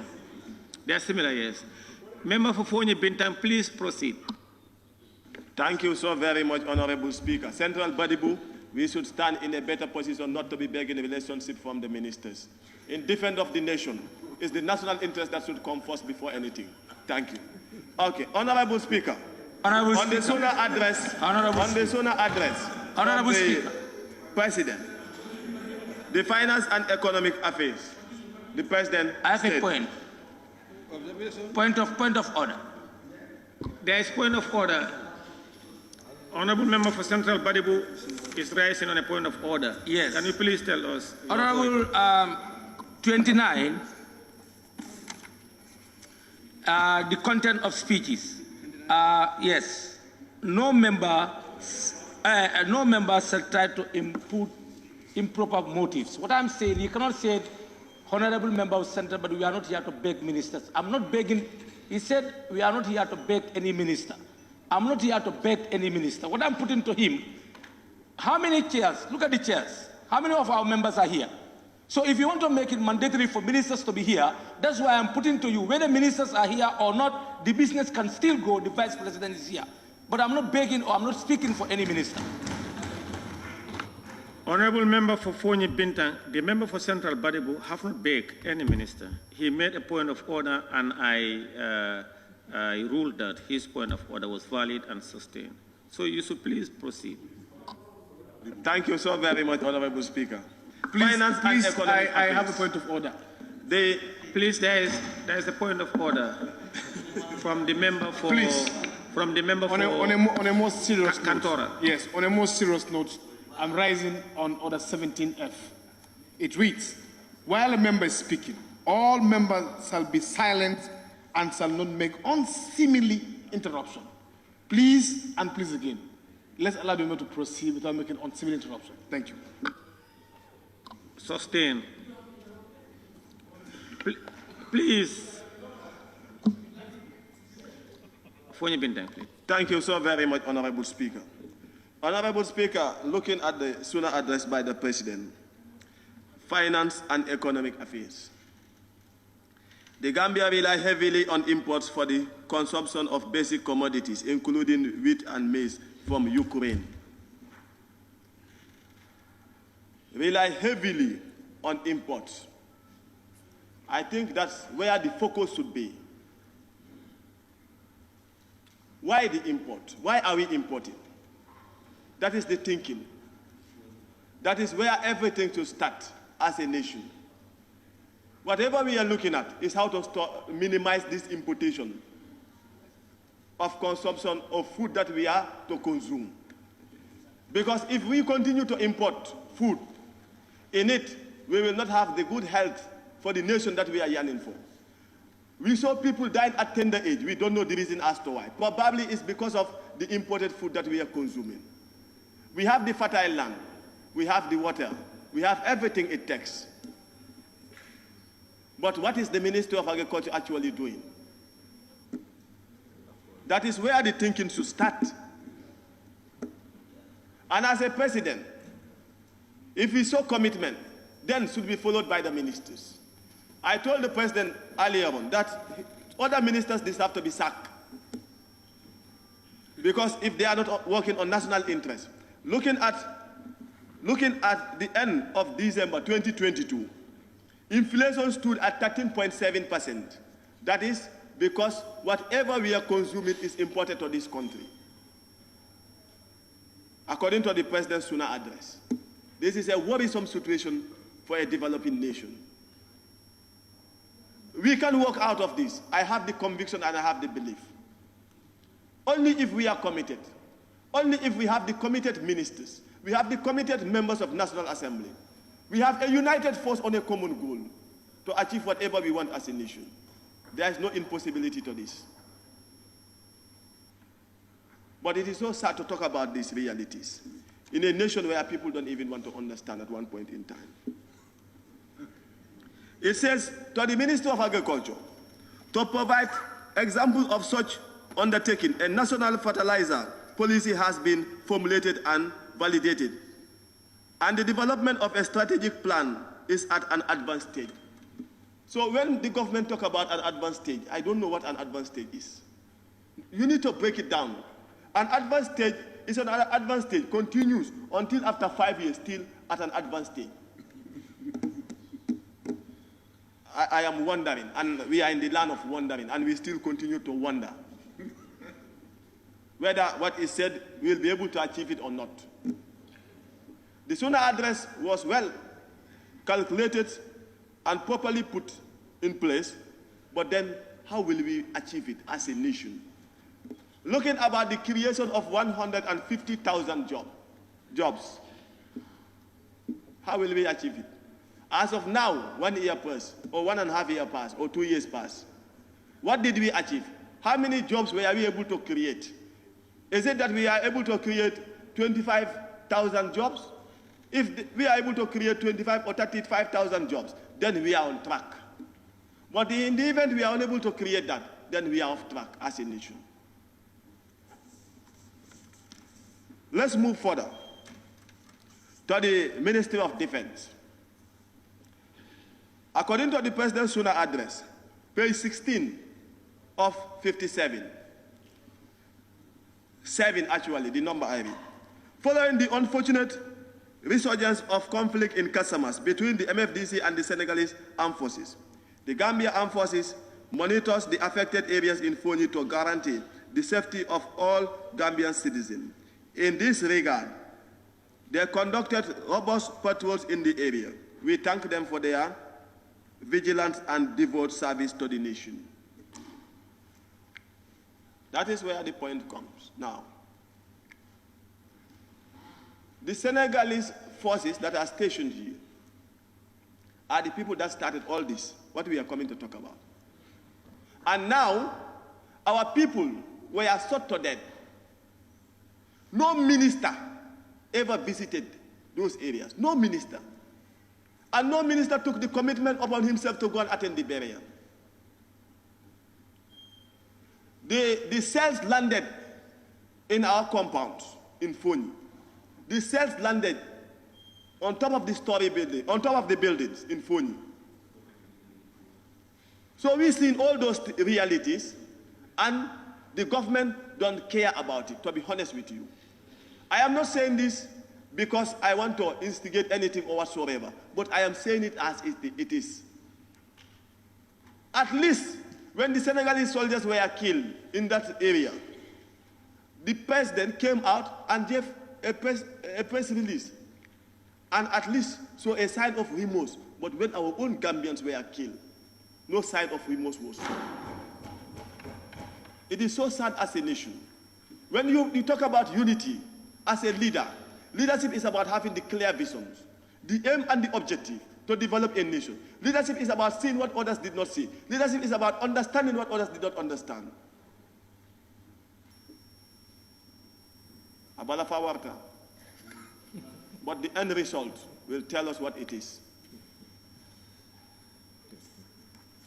Coming back to the Minister of Basic and Secondary Education, how I wish the minister was here. We are talking about performance. We are not talking about the number of classrooms that you construct. We are talking about performance. Performance is very important in all the sectors. And how can you get that performance done? It is where the thinking comes to play.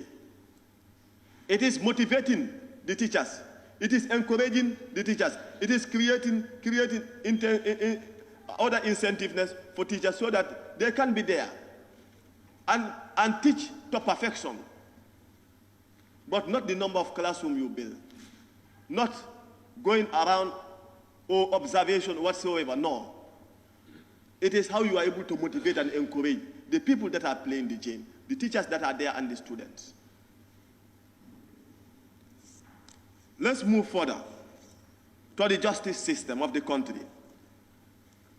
Page 28 of 57. Number 8. As reported during the last year legal year celebration, the judiciary is doing very well and has regained public confidence.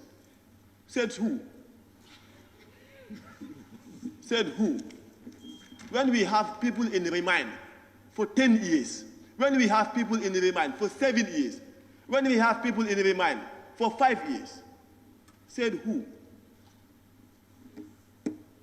I think whatever is to be said to the parliament needs to be clear to all.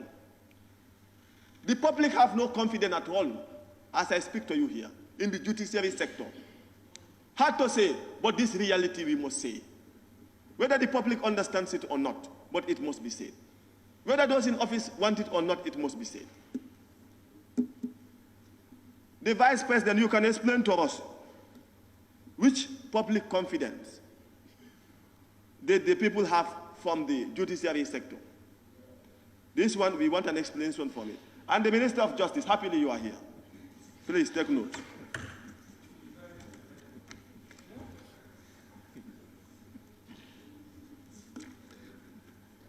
To the environment, welcome, thank you. Settle, welcome back. Settle, welcome back. You change the governance system to better a nation, but you don't change to worsen the situation. We were a clean nation, going towards the right direction, like any other country. You came in 2016 and removed everything. Whatever was good was bad.